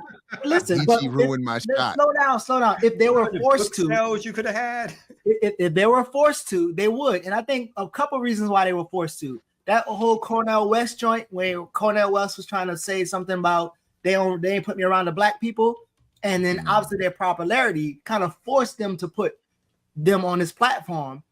And there was a point where the two sisters, when Butch mispronounced Kamala's name, they gave him the business, or they tried to, and they said, you do understand why it's important for you to pronounce her name correct, because the brother siding with the other, meaning you with the other over there. Like, it was so much punches that I'm telling you, they was bobbing and weaving them and then swinging back and hitting. So what I was telling Jared, and I was telling why Charlamagne couldn't put a Jared on, because it would be really hard for them to clip and spin, because they gonna hold the line. Oh no, me. So I think I appreciate that, but I think the opposite. I think I would be more in jeopardy in that situation than them. I don't think, because in that moment, I think I haven't seen the interview, so I haven't seen how well Butch did, but Jill did very well, I thought, in that moment. And then when she got off the points about the history of the Green Party and how they've been co-opted by the Democrats, all Rye could do was interrupt her to say, you want to call me white supremacist? And it's like, so you just ignored all of those points that she was making just to bring it back. So I don't know, on my best day, maybe, but 99%, I probably would have been like, I don't know. I don't know. I don't think I would have done as well as that. So I don't know. There was a time when Charlamagne and Angela Rye was asking them question on question about Russia and all these other things. And then when she was hammering a good ass answer, Charlamagne interrupted her and said, all you're doing is talk about geopolitics. What are y'all gonna do for the America? I was like, no, that was hilarious too. Yeah, they started again. This is, as Stein is pointing out, they started using the talking points, and they started calling her a Russian agent. Didn't you meet with Putin? Didn't you sit down at the same table as Putin? Putin was at that table and you sat down. American intelligence says blah, blah, blah, blah, blah. Whereas people, I can't remember if they pointed it out directly, but people in the comments were like, oh, so now we're relying on American intelligence? And I would have went further. I'd have been like, so you mean the same American intelligence that called Nelson Mandela a terrorist? That's what we're relying on? The one that, they could have rolled them points off. But I do think that they did a great job, because the only thing they kept coming back to them was trying to do the identity politics of like the black woman. So you messed up her name. You're going to sit here and call a black woman, that kind of thing. I'm using the talking points. That's all they had, because they rolled them. They kept it up. And that other woman who was on, there's nothing that she really did or said. I don't even know why she was there. She was just there. Because Teslin couldn't show up. Because Teslin Figaro couldn't show up probably. Oh, okay. Because I don't know what she contributed. Because Rye was the attack dog, but she was basically speaking, what Stein said, all of the Democratic talking points that they've been using, and they kept if it was a tennis match, they kept hitting them back. They kept hitting the back across the court. So again, I thought they did really well. And it was interesting to see how mad she got, or at least performatively mad, so that she could be like, oh, how dare you? When all of her questions were hostile questions at these folks. Yeah. She's not going that hard. Somebody pointed out in the chat, where Hillary Clinton was on, she got off easy. Yeah. And then my last thing on that was like, at no point, like, they talked about the genocide, and they said genocide like 4,000 times. It was that probably made it the best interview in the world for me.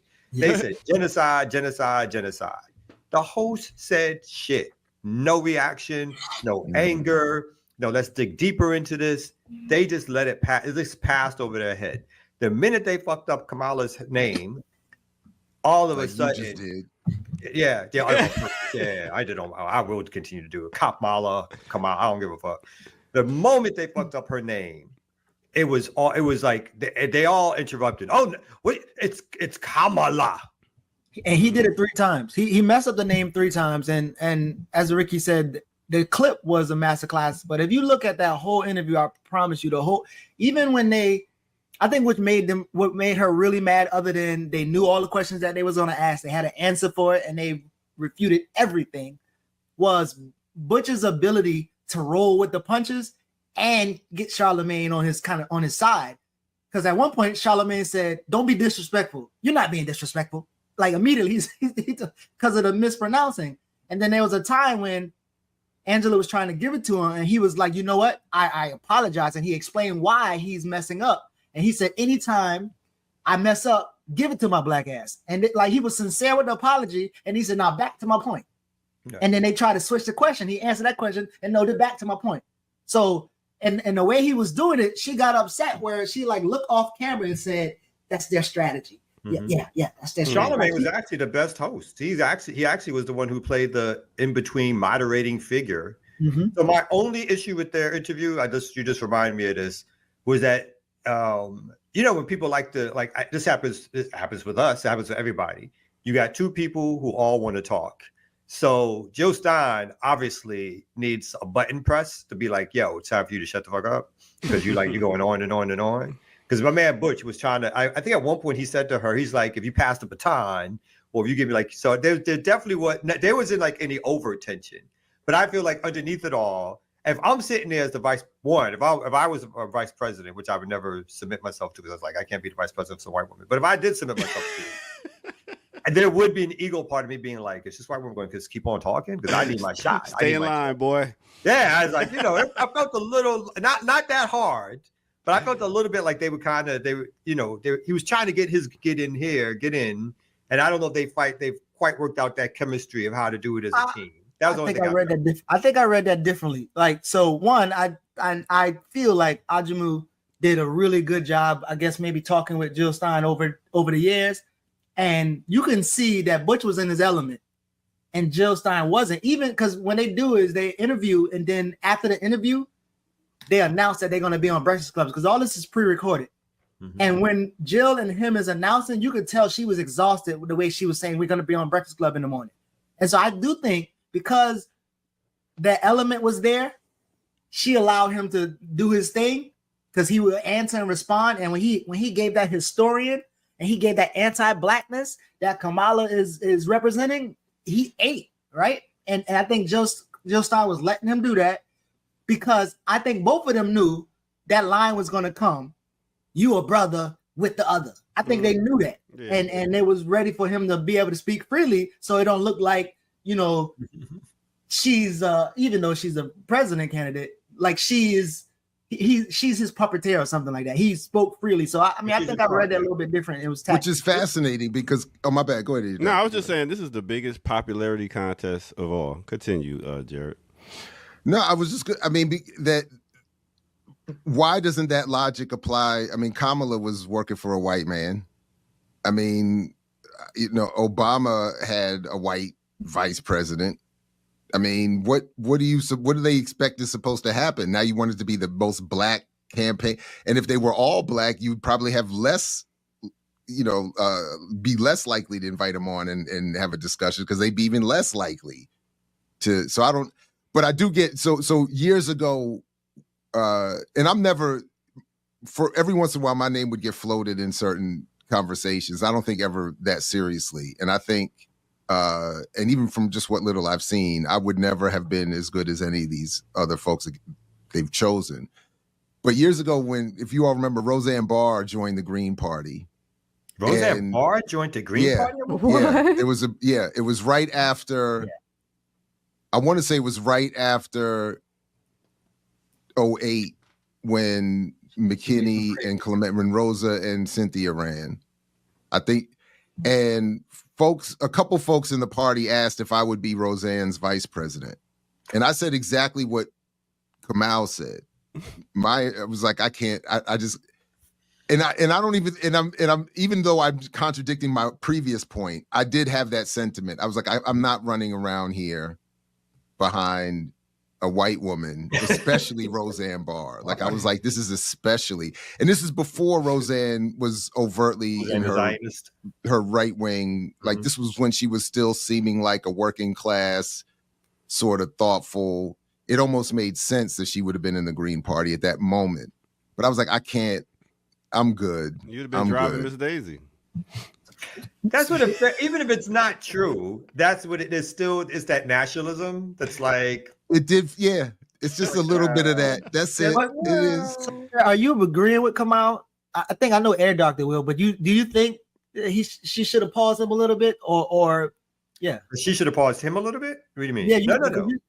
I thought you said I was saying that she over talked. My point was that I thought that she did more over talking. That he tried to jump. He was trying to get places to jump in. Again, for me, it was a small critique. It's like, I think, is this a matter of like working out styles, playing off each other? Because at the beginning, she did. He had to wait that uncomfortable wait when you're like there. Like anytime you do a joint interview with somebody. Politics goes a long way past voting. Some interviewers interviewing two people. And maybe one person is maybe the bigger star or the more well-known person, or the topic is more their groove.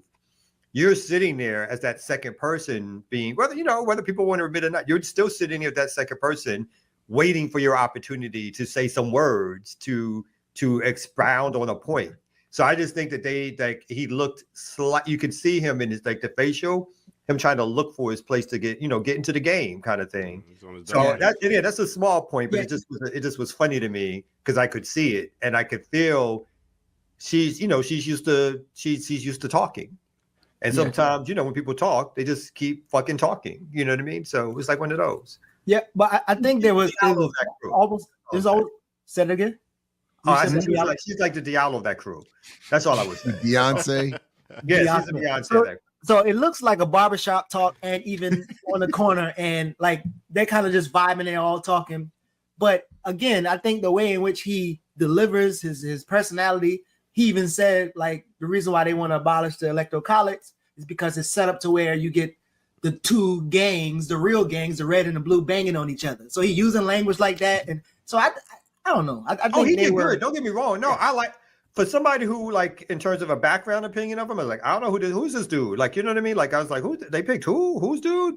And then I saw some of the videos. And I admit it. I saw some of the videos. I was like, he looks a little corny to me. That was my impression. 100,000 followers on Instagram, though. Yeah, and I don't know him, whatever like that, and he don't know me. You know what I mean? So I'm sure he don't give a fuck about my opinion, right? Well, but what I'm saying, but when I saw him, that's the first time I've ever seen him.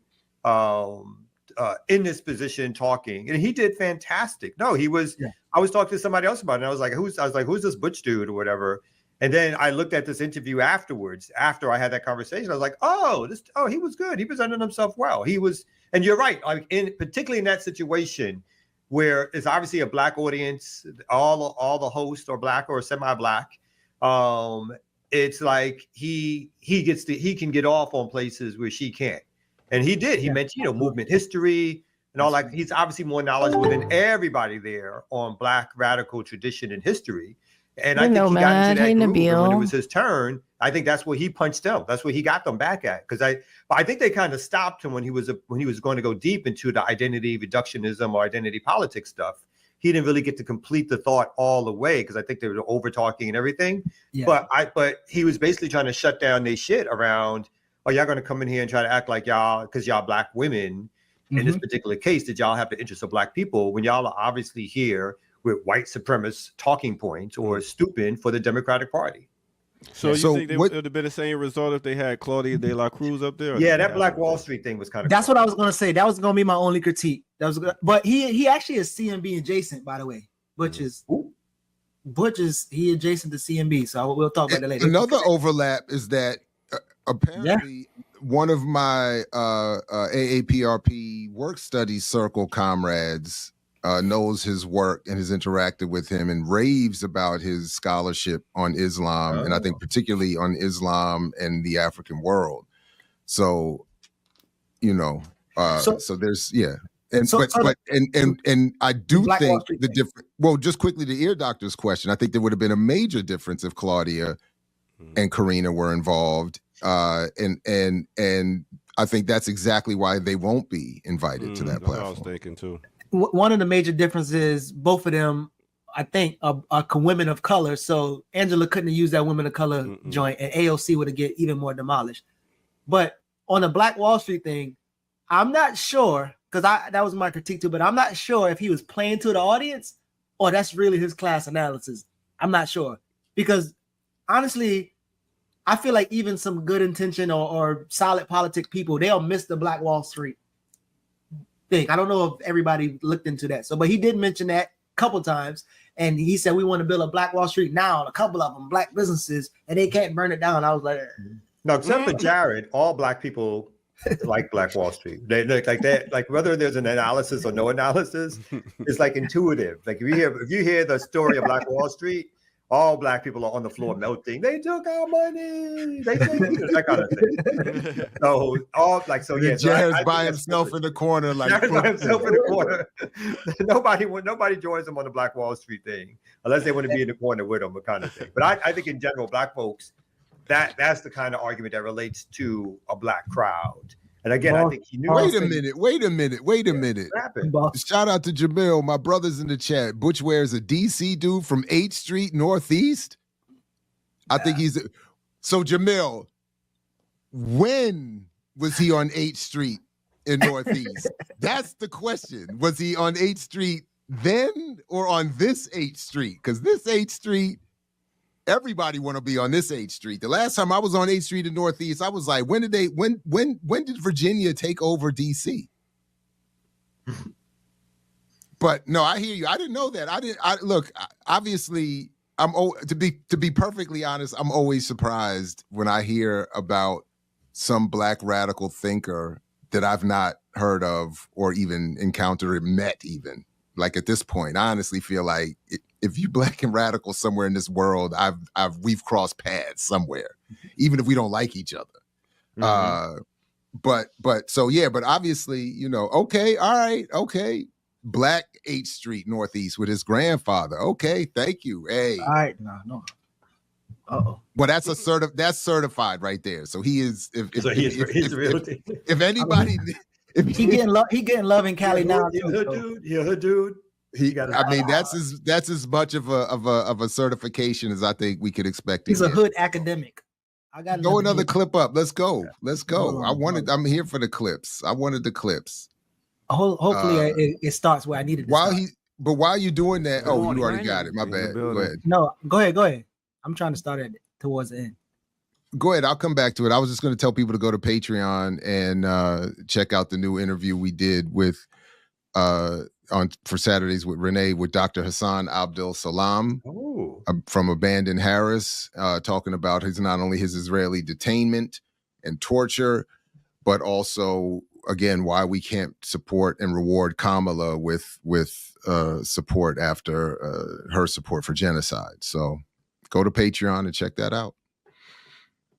Yeah. I'm trying to find the right time, but there we go. Resistance movements in West Africa and the diaspora. As a historian of the Black resistance tradition in continental as well as diasporic Africa, I am personally offended by the way that Blackness is being weaponized in this electoral cycle in order to justify white supremacist genocide in Gaza. Expound. Okay. So Malcolm said of Zionism, of the Zionist state, the Israeli state, he said that this is a white Jewish population, the Ashkenazi population, being given power by white imperialists to remove brown Arabs from their land. He said, so therefore Zionism is white supremacy. In 1979, Open Letter to the Born Again, James Baldwin said the same thing. He said the state of Israel was not created for the salvation of the Jews. It was created for the salvation of Western interests.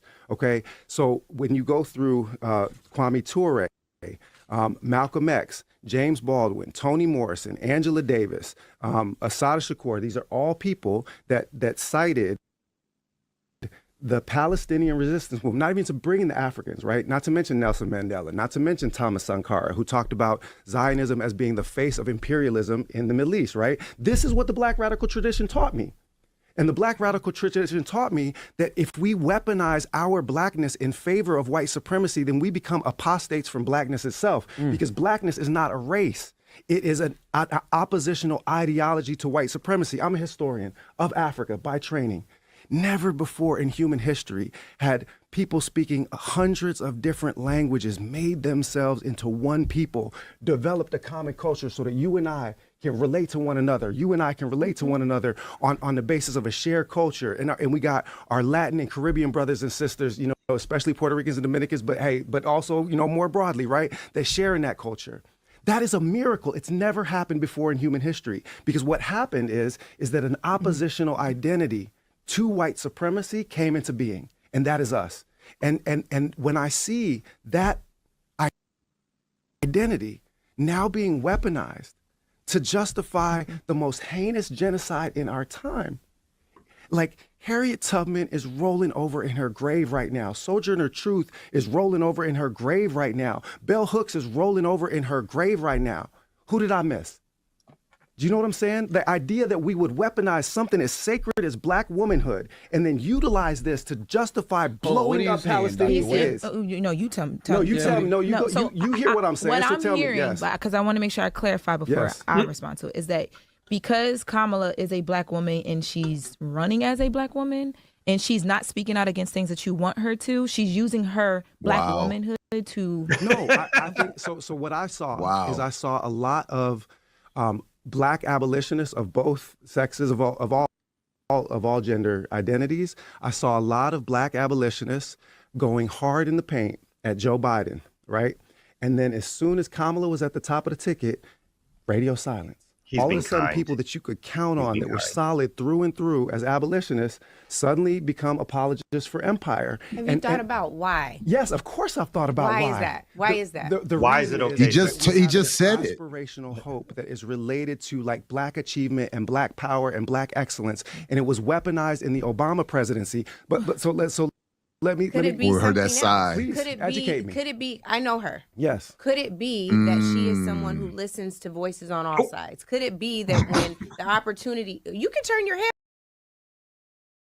You wouldn't listen to a Palestinian at the DNC. The shit pissed me off so bad. We were watching a little bit of this earlier on Struggle 4. But I've been in the room. No, I know her. I know her. Dr. Ware. Don't be disrespectful, Dr. Ware. You're not, though. Don't be disrespectful. Don't be disrespectful.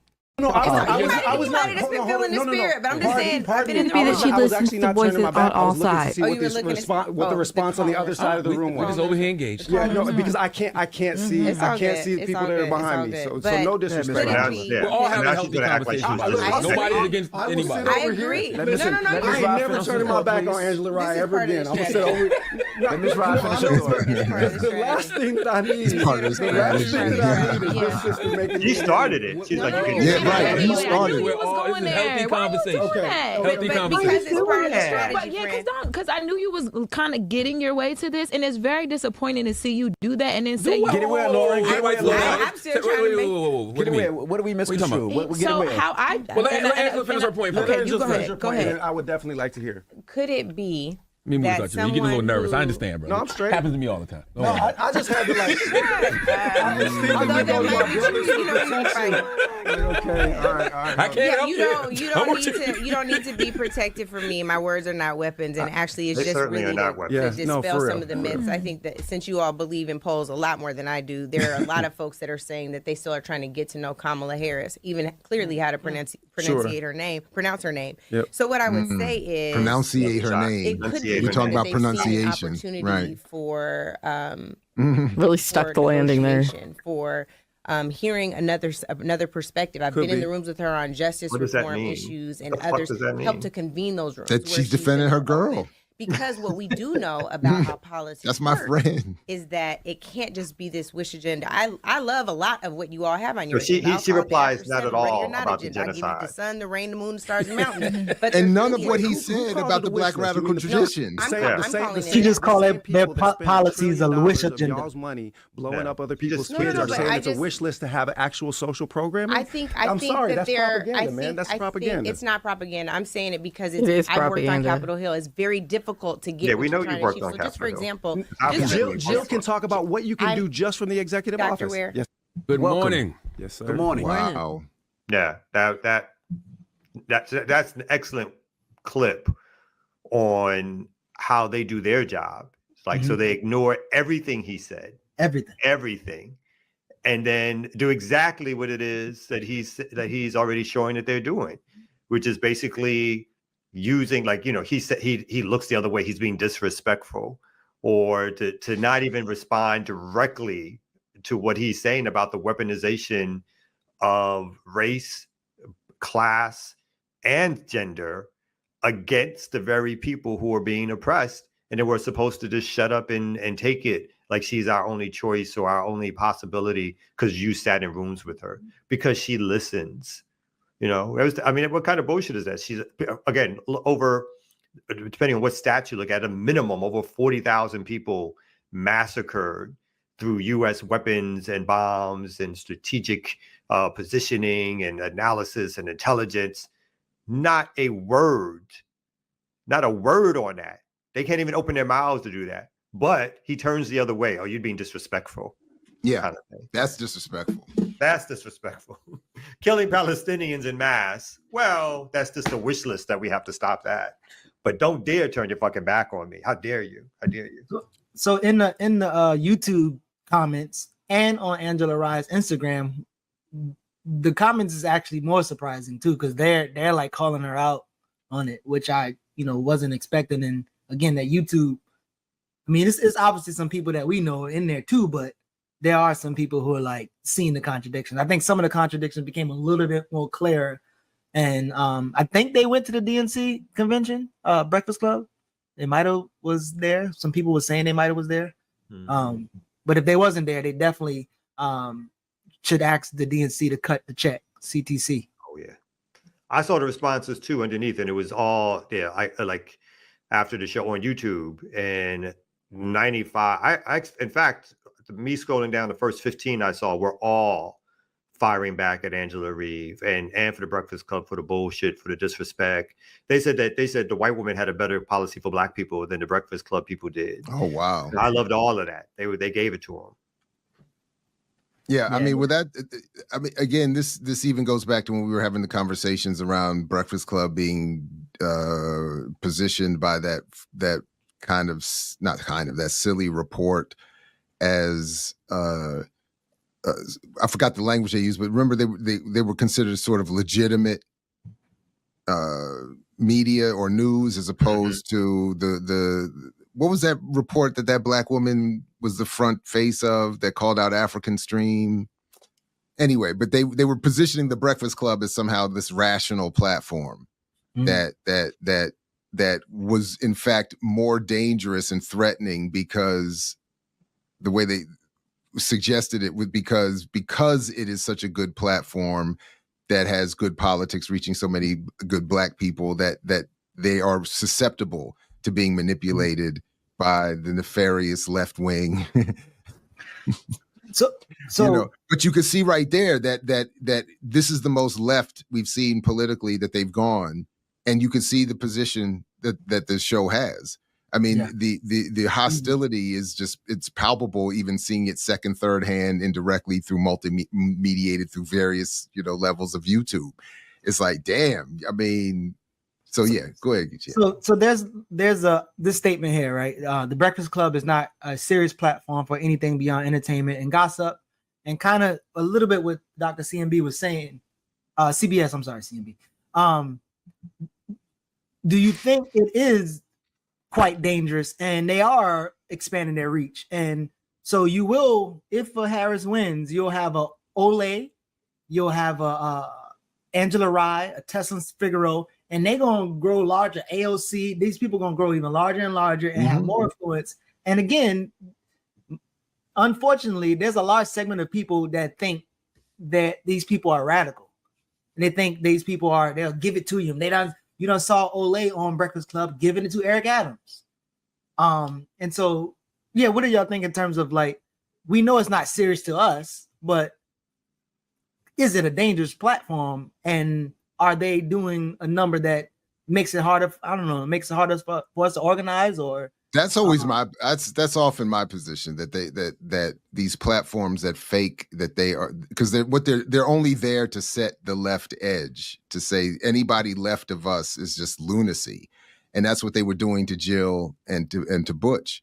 It's just they're left of us, so they're lunatics. And that's where I do find them to be dangerous, because they have, again, my greatest amount of interaction with the Black working class are my students. And these platforms, even indirectly, have tremendous influence on young people. And young people do think that even indirectly, when they get a clip or just some similar analysis distilled through something else, it's these bigger platforms that give legitimacy to even that. So even if you're watching a lesser big YouTuber who's parroting that same logic, they're getting it all from the same place. And then just last night, I'm doing this research on this chapter I'm struggling to write.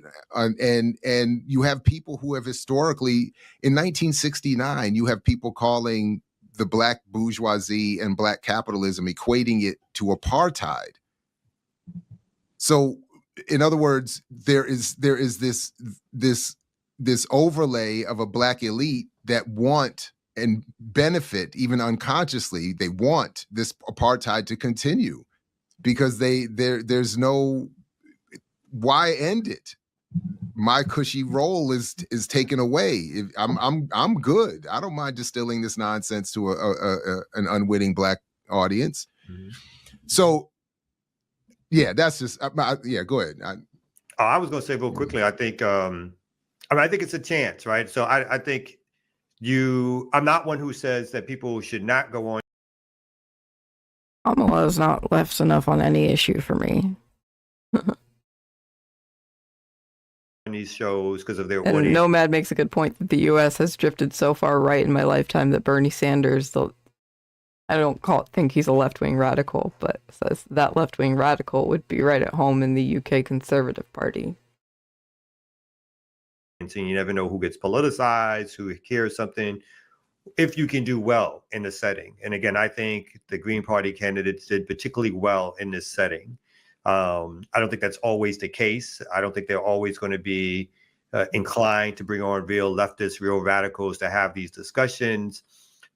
Instead, they'll bring on people like Umar and some other folks or whatever. But I think in some cases, they will bring on, for their various reasons, left folks to have discussions. And the question becomes, can these left folks sort of penetrate the top level dogma or propaganda that's being thrown at them to give better answers? Like obviously, historically, we've seen Malcolm do it. I've seen Farrakhan do it. You've seen other sort of people who have stronger politics, let's say, bust through what's meant to be something that's supposed to make them look foolish or clownish or make their views look like they're outside, which they are outside the mainstream, or they're dangerous, but have broken through in ways. I mean, we look at the documentary that made the Nation of Islam, the phenomenon it became. It was a CBS hit job, right? It was a hit job back in the day, where a voice like Malcolm came through that and busted through and reached people that they didn't expect to be reached, right? So I do think there's a possibility. I just don't think it's a probability. And I don't think it always happens the way you want it to happen. And then you have editing and you have other things that take place that can really, instead of supporting movement growth, can hurt it. So I'm not one to say don't do it, but I'm one to say do it carefully and know that there are pitfalls. But also there can be a reward if people get what you're saying and they think you do a good job of defending your views. Ear doctor's saying he's got to go. So do you want to? We're gonna do it. We're gonna do a Friday. We're gonna do a Friday. Since y'all want to mimic some of the other Fridays, we're gonna extend for a couple minutes. Since Demal Franklin is here now, so I got it. I got you, Ear Doc. This is another Diallo comparison. Like, if you want to extend the joint, I got one more question, and Air Doctor, you can answer this too. So you ain't about to keep me on here. You gotta work, bro. You at work, bro. Chill. Yeah, you are about to go to work some more. Shut up and scratch. Shut up. Whoa. My bad. Ouch. Welcome to the Remix Morning Show, Geechee, y'all, where I can do this. Now.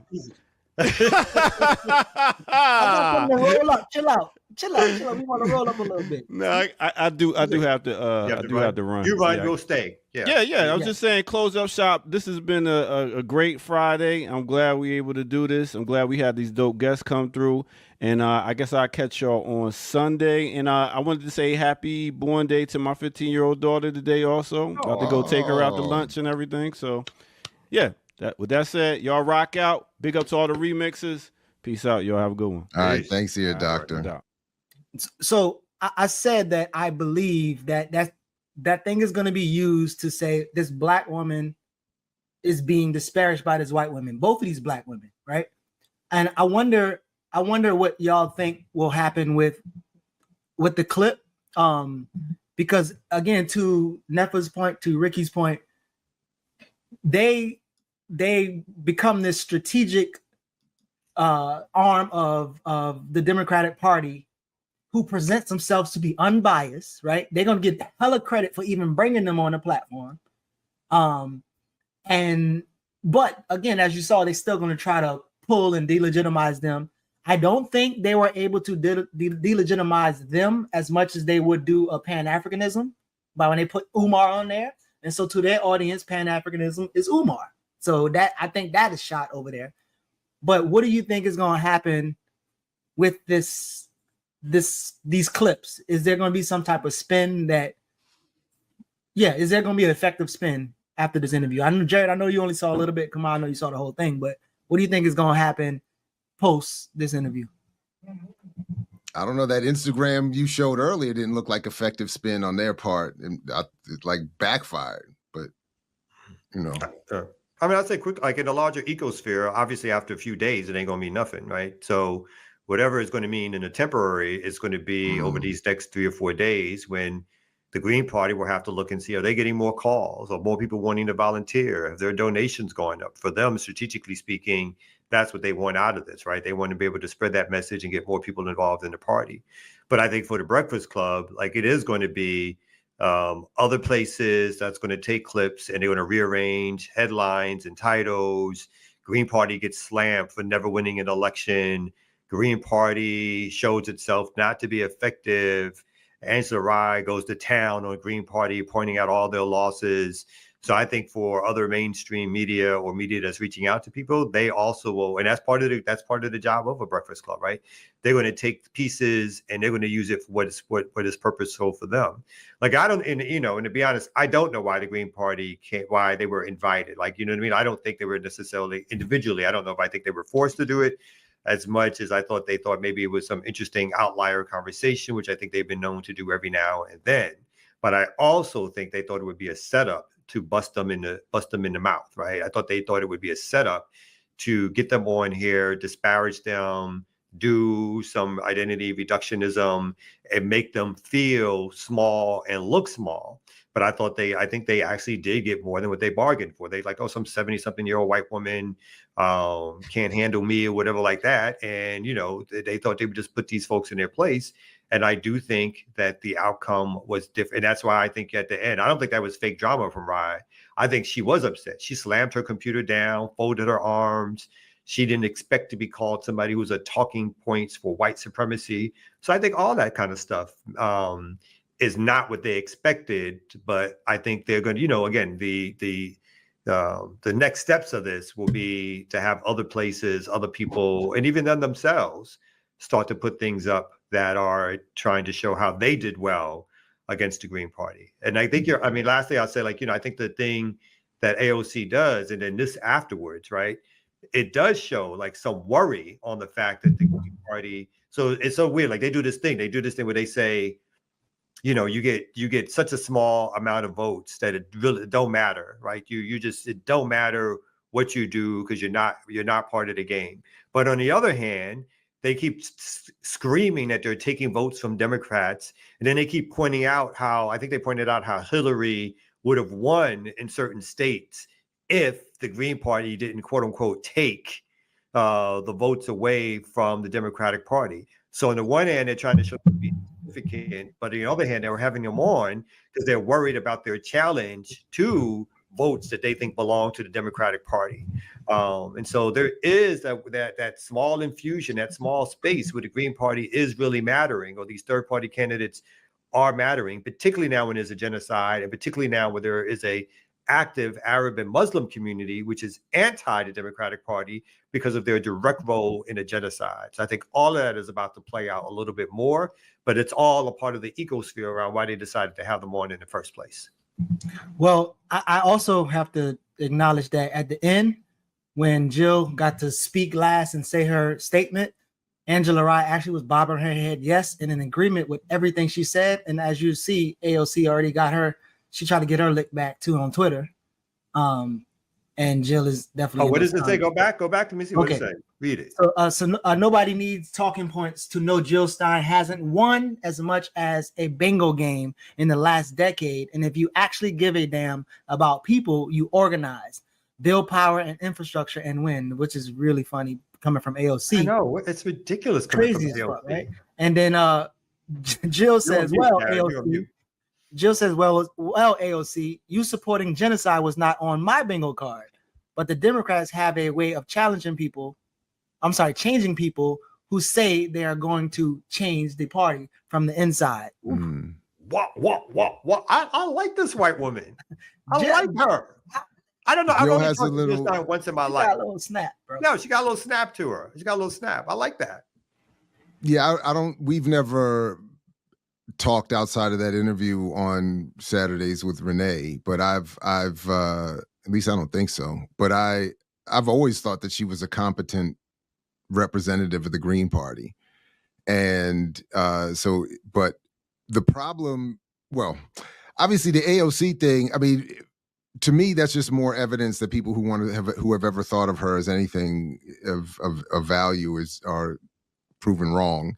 And then I love when people do that. They act like they're not part of one of the biggest institutions on the planet as they talk about the need to work and organize and build victories. You know what I'm saying? Like, I love, it's given that, when you play that team that has all the stars on it and they beat you, and then it's like the worst kid on the team is talking trash and you're like, my guy, you've got everybody. You was last pick, bro. You know what I'm saying? Like, you over there, like you have everybody and want to talk about how come we can't do what you just, I mean, it's so.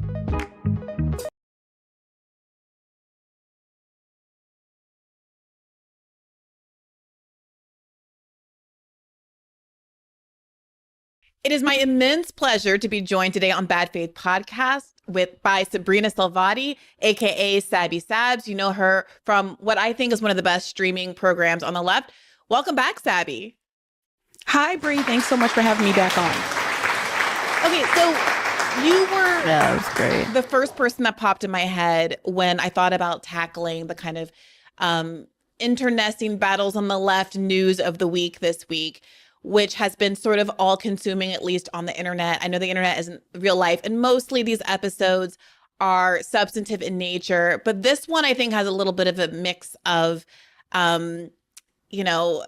salacious online, whatever you want to call it, and real substantive news. And of course, what I'm referencing is the back and forth that happened between AOC from one of her IG stories and which was about Jill Stein, which was then subsequently responded to by Jill Stein. AOC impugning Jill Stein using some pretty harsh language. You're just showing up once every 4 years to do that. You're not serious. You're not to me, it does not read as authentic. It reads as predatory. Jill here. I'm about to board, but very quickly, I just wanted to thank AOC Pelosi so very much for her very authentic concern about growing green power. Clearly, AOC is the attack dog du jour, and the Democrats are running scared, and they should be, because who wants to support a genocide? Who wants to vote for a genocide? And if there's anything that's predatory here, it's saying that your candidate is working tirelessly for a ceasefire when actually they are actively funding and arming genocide and actually refusing to even consider an arms embargo, which would bring the genocide to a screeching halt. AOC, who's supposed to be in leadership of the Democratic Party, it's amazing if she doesn't know about the anti-democratic tactics and strategies that the Democratic Party uses to crush and silence political opposition. They've been hiring an army of lawyers to throw competitors like me off the ballot. They've been hiring infiltrators and saboteurs and publicly posting job advertisements for those positions. They've been hijacking our public funding in order to keep us off the ballot. And they actually impersonated the Greens to throw us off the ballot in 22 in the Senate race for North Carolina, for example. How is that not fraud and election interference? Also, what's predatory here is stealing the signature issue of the Greens. Our Green New Deal launched in 2010, appropriated by AOC as her signature issue in 2018 without a mention of where it came from. Sabby, I know that you have seen it. I know that you've responded to it. Tell the audience who might not have, we'll obviously insert a clip here, but like, what do you make of this? I think that AOC is doing what the Democrat leadership wants her to do. I think she said those comments about Jill Stein because of what internal polling is revealing, which is that it is very clear that Kamala Harris and Jill Stein are tied for the Muslim vote. And as much as people say that third party is just a spoiler, they never get anywhere, I've never seen this happen before. So what does that say about what the Democratic Party has done for the Muslim community, especially considering the genocide in Gaza? What does that tell you? I think that sends a strong message. So I'm pretty sure she got her marching orders from Democrat leadership to go after Jill Stein. I think that has backfired because I'm seeing people tell me that they actually weren't going to vote at all, but now they actually want to go out and support Jill Stein just to push back at AOC and the Democratic Party and what they've done to third party trying to get on the ballot in this country. I think that AOC, unfortunately, has become very cocky. I think she has developed quite a bit of an ego. And I think we need to look at what has happened here with the Justice Democrats movement. Cori Bush and Jamal Bowman have been pushed out largely by AIPAC money. I would think that AOC would focus on that. Maybe focus on trying to stop AIPAC from removing your comrades from Congress. Maybe you should focus on that. So there's that. But if you notice, AIPAC did not put up large money against AOC in her reelection. And that's because she was willing to bend the knee in a sense. She made the webinar conflating anti-Zionism with anti-Semitism, which is part of the reason why DSA decided to unendorse her. That's part of it. But AOC has decided to, again, go along with Democrat leadership because she doesn't want to become Cori Bush or Jamal Bowman. She wants to stay where she is. But there were a number of lies that AOC said in that criticism of Jill Stein as well. And I've been critical of the Green Party, to be clear. I've had these conversations before on my show with Green Party candidates running on the local level and with Green Party politicians. And, you know, contrary to what AOC says, there have been Green Party candidates that have won on the local level. In 2022, there were a number of them that won in California. Most people didn't cover it, but they do win on the local level. Now, obviously, there are improvements that do need to be made. I've told this to Green Party members before. The marketing needs to be improved. There needs to be ads. You need to improve your website. You need to improve your presence. But all of those things also require money and a lot of funding, which is something that the Green Party just does not have. But I think that Jason Call has been very willing to listen to criticisms and how to improve. And I think that going forward, you might see something different. There's a lot in there that's really good, and I want to follow up on. One of the first things you mentioned was that this seems to be a call that was put out to respond to pushback against Jill Stein. That seems sort of coordinated. We saw some maybe early evidence of this with the Jamie Harrison, DNC chair, tweet to Jill Stein. I don't know if you remember that. I think it was maybe a week or two ago, in which she had responded, I think, to a Joe Biden tweet that said Google the Project 2025, and Jill Stein had said, you know, Google genocide in Gaza, and then Jamie Harrison responded like Putin's puppet, and then there was a whole exchange over that. But then subsequent to that, it does really feel like not just this AOC response, but across at least the internet sphere, there has been a voluminous pushback. That seems like a spike of sorts that, as you alluded to, does seem to be perhaps correlated to this new CARE study, which does seem to suggest that both Kamala Harris and Jill Stein are tied with respect to Muslim voters. And that, combined with the most recent polls, which show Kamala Harris behind in every swing state, including Michigan, which, as we know, has the highest proportion of Muslim voters in the United States of America, it does seem to be evidence of a sort of panic coming from the Democrats. That's 100% true. I can tell you I've spoken to voters on the ground. I'm going to have another Black voter panel Thursday evening. But the consensus that I'm hearing from people on the ground is not what you're seeing in the polls. The Kamala hype and the honeymoon period, I think, is over.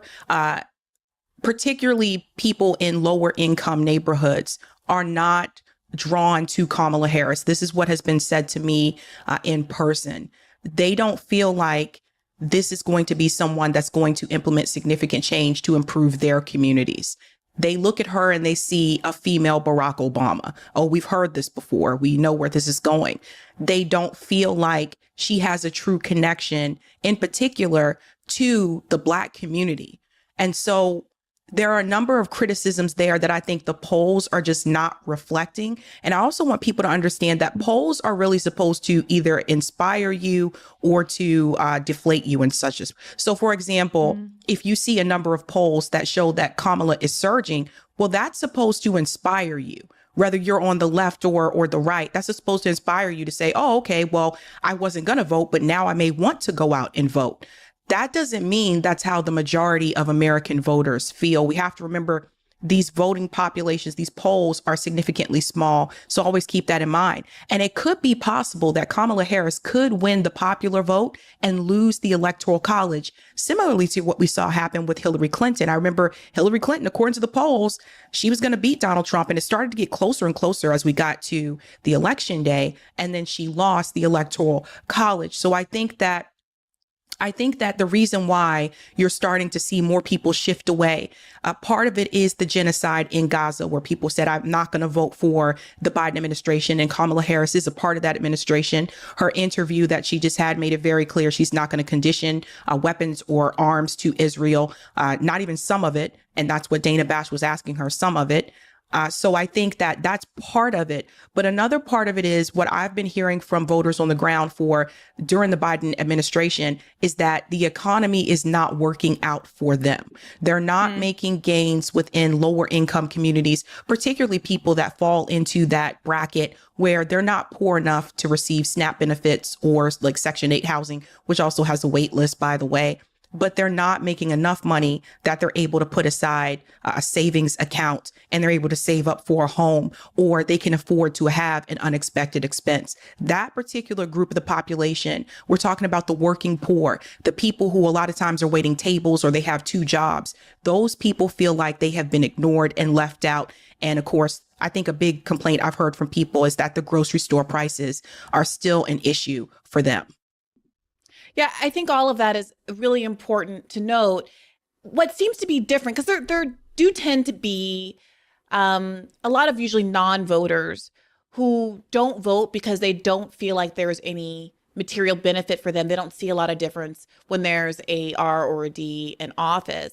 What does seem to be shifting and potentially causing some panic among the Democratic Party is that instead of kind of not registering ideologically as non-voters, there is this percentage now that does seem to either out of spite or because they genuinely are interested in her economic and other kind of social proposals are going to affirmatively vote for Jill Stein. And you alluded to this earlier, that there are these people who were tweeting things like, well, I wasn't going to vote anyway, but now I'm definitely going to vote for Jill Stein. And you can interpret that as sort of like spite voting that's not really substantive. And, you know, maybe we shouldn't take that seriously.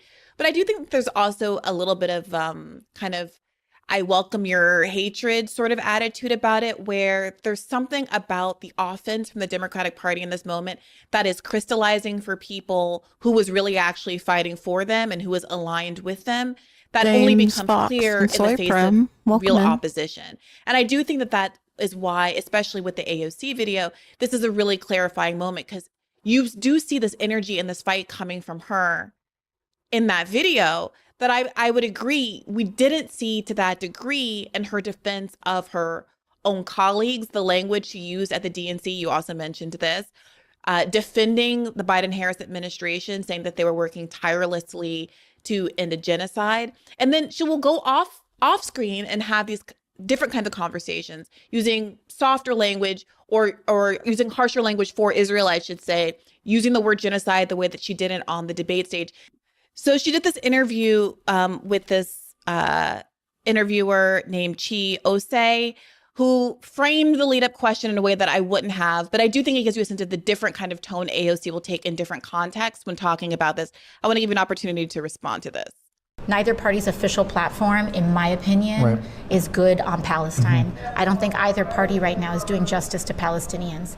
That doesn't mean that they're the same. I think that a Donald Trump presidency would be absolutely catastrophic. I mean, he's coming out here saying finish the job of a genocide.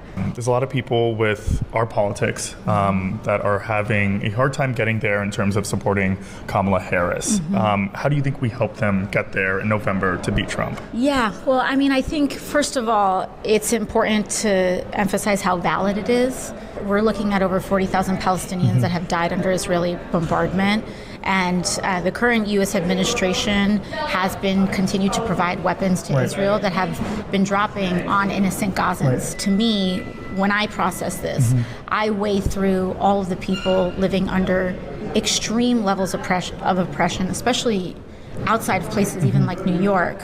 I think about the women that are bleeding out in ER rooms because they live in red states. I think about trans kids that are living in places where their entire families are trying to figure out if they need to pack up their entire lives and move somewhere else. We have to hold all of those things at once. And so to me, the conclusion that I've come to is having more people suffer to put on top of the already horrific suffering that's going on in Gaza is not something that I think I'm comfortable with. So that particular line of attack, vote blue no matter who, Trump is going to be worse, does seem to be effective among a significant part of the electorate.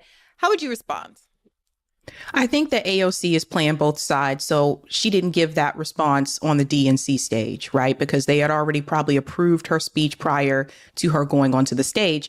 But I think she's playing both sides. She's saying what she said to that gentleman there, that is to secure the younger voters, to secure the more progressive base and keep them in the Democratic Party. So she's playing their side to let them know, listen, I think both parties are not doing justice for the Palestinian people.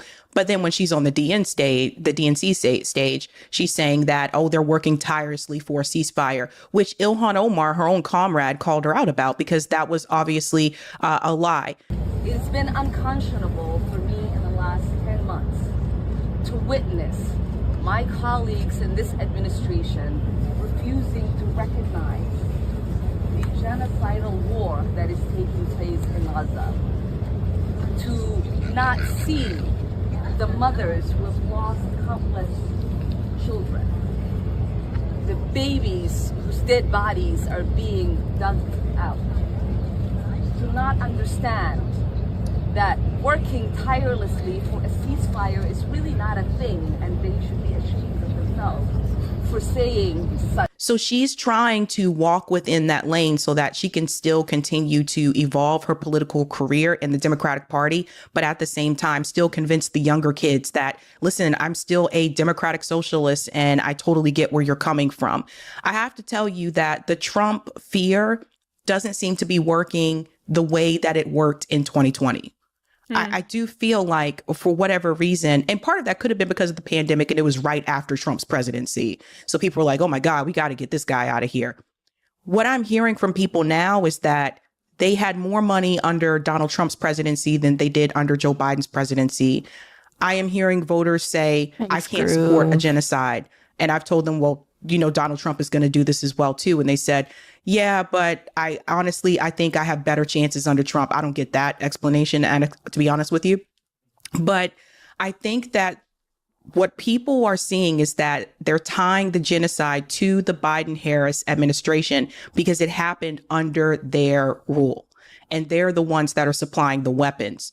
So some people believe that they can probably maybe work some type of negotiation out with the Trump administration now that I guess RFK Jr. is a part of that as well as Tulsi Gabbard, although they're Zionists too. So I don't know why people assume that. But some people assume that there could be some type of negotiation there. I don't. So I've been trying to get people to understand, like, you have to break away, like you have to support the third parties that are correct on that particular issue. And I think that a lot of voters right now are just not fond of Kamala Harris. We have to remember Kamala Harris ran for president in 2020. So this isn't the first time. Remember, they've tweeted her out there. I saw Kamala Harris speak. A lot of people don't know this. I saw her speak in 2020. She was very much fake. And it was very obvious, but she had a massive crowd to come and see her because this was right after corporate media hyped her up very much so. So I saw her. You saw her in Boston or at that big rally? And where did she announce? California, I presume, in LA? This was in New Hampshire. And there was a line like just wrapped around and around and around to go inside of a church in New Hampshire to see her speak. And there was a lot of excitement around her then. So I've seen this before. That's why some people may not remember. And then it just seemed like the moment she started to do more interviews, the moment she was on the debate stage, and of course, Tulsi Gabbard kind of delivered her one punch and knocked her out. All of a sudden, her approval and her polls started to drop. And then she ended up dropping out. Because remember this. So all of a sudden, it was really weird to me that there was all this excitement around Kamala Harris. And I'm like, don't we all remember that she ran for president in 2020 and she couldn't get a delegate, et cetera? So a lot of it was people just saying, okay, well, at least it's not Joe Biden. She's younger. And I think she's going to be different on the Gaza issue. But if people would have followed the funding, they would have seen that was never going to be the case because she does take funding from AIPAC. So if you ever want to know how politicians are going to stand on certain issues, just look at who their donors are. So that's very important for people to take a look at. And you can see that on Open Secrets. So I think that people had a surge of excitement there. And then, as you saw, that honeymoon period started to go away. And then she had the CNN interview, which was not good for her. And I don't care how corporate media says on CNN, these commentators are saying like she did a great job. No, she didn't do a great job. Dana Bash had to push back a couple of times and ask her a question like more than once, particularly on conditioning arms to Israel. So I think what it showed in that particular space is that Kamala Harris is not strong on her own. It was really disappointing to me that she had to have Tim Walz next to her. In the first interview that you're doing after you announce running for president, you should be able to stand on your own. You shouldn't have to sit up there and lean on Tim Walz, who only had 2 questions that Dana Bash threw at him. So that there is very important. That was interesting. I frankly, the kind of patter about it before the interview happened, I'm not of the view that it is necessarily weak or diminishing or even out of the norm to have your VP with you in a first interview. I do think that Kamala Harris's failure to do any interviews and clear avoidance of interviews made her really ripe for that kind of criticism, but I don't think it necessarily had to go badly. I did feel, though, when I watched it, to your point, one, he barely said anything, so why even open yourself up to that criticism if he's not even really going to say or do anything? And then 2, there was something about the setup where she's like a little in the background. He's like closer to the camera because he's on the side of the table. And she also looked kind of small because the table comes up higher on her than it does on him. That I thought was optically actually worse than I thought it was going to be. Like I wasn't actually on the, oh, it's weak of her to have Tim Walz with her bandwagon, but I did think, I mean, of all the things that happened in that interview, that's like the least important. But I did think it actually didn't look great from her optimist perspective. But to the bigger point, her answer on Gaza was the kind of 1-2 punch, the DNC and the AOC mask off moment, and then the Kamala Harris clear, I will not change from pivot from Biden's policy with respect to sending weapons to Israel. I will not do an arms embargo. Really, I do think was the death knell for any so-called progressives to continue to pretend as though Kamala represented any sort of a sea change. That being said, it hasn't stopped the mainstream media from manufacturing consent for her and pretending as though the difference between her and Biden is that she is more appealing to and a better sell to younger voters than he was, and that this is what's going to enable her to pull it out in the end. I want to play you a clip and get you to respond to this. This is pulled by Case Study QB, always a fave here on Bad Faith Podcast and amongst the online left. Don't know how we would survive without you. No, we have to get a deal done. And Michael, is that enough? Is that going to be enough to sort of unite the factions inside her party? Probably not, because she's backing President Biden's approach to the war in Gaza, which has been the subject of this controversy and of this criticism, particularly among those Arab Americans, progressives, folks like we've seen the uncommitted vote in Michigan. So Vice President Harris standing by President Biden, not showing any parity in terms of their stance and how they would approach the war, probably not going to help with that criticism. But I think that the main question here is that the Harris campaign is betting that this bloc of uncommitted voters, the progressive voters, are going to, at the end of the day, vote Democratic and side with Vice President Kamala Harris, because the alternative, former President Trump, in their eyes, is worse for the situation in Gaza. Now, they're rolling the dice and betting that they will show up because they think that the alternative is worse. That's sort of what we saw with the DNC last month, where a Palestinian American did not speak at the convention. That came under very sharp criticism from progressives. But again, Democrats plowed ahead and did not give them a speaking slot, likely because they figure that at the end of the day, they will show up despite this divide. It's a very large bet to make, especially among this very dedicated, uncommitted vote group and in a key swing state of Michigan. But this just seems to be how the campaign is playing this issue about 2 months out from Election Day. Reese, what is your reaction to the campaign's message here? So the campaign is basically, I mean, to Michael's point, they are kind of making a bet here. The fact that these voters are going to come back to them at the end of the day.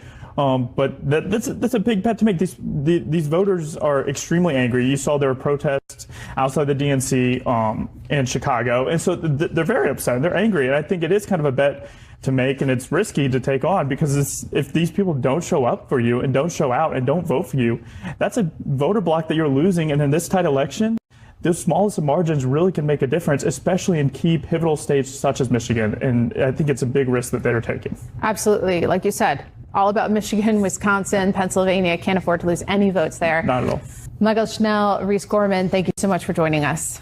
So good on Michael Schnell and the other guy for actually ringing an alarm bell to a certain degree. There's another clip I'm going to play next that shows the opposite, more of the manufacturing consent.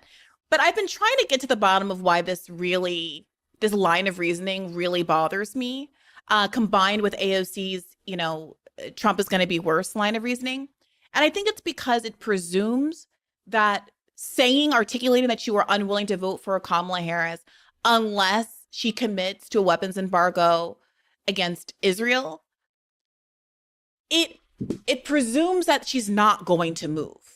At the same time that people are making the argument that she's better than Biden, right? Because there is a universe where voters protest, where uncommitted does its thing, where people say, hey, I'm willing to withhold my vote for you, vote for the Green Party, vote for other options, or stay at home. But I will deliver this vote to you if we see a real substantive commitment to a shift in policy. You are, in fact, the vice president right now. But when people say things like they're making this bet, they're gambling on people coming back to her anyway, it's basically telling the audience, oh, she's not going anywhere. So to the extent that you are displeased with that, go ahead and register green, baby, because that's the way it's going to be. I think this is the one time I will say this. Well, at least they're being honest. that she's not going to move on that. I think this is where we have to talk about movements and organizing and activism. So as an organizer, I think it's important that at some point you have to hold the line. The question is, when does that come about?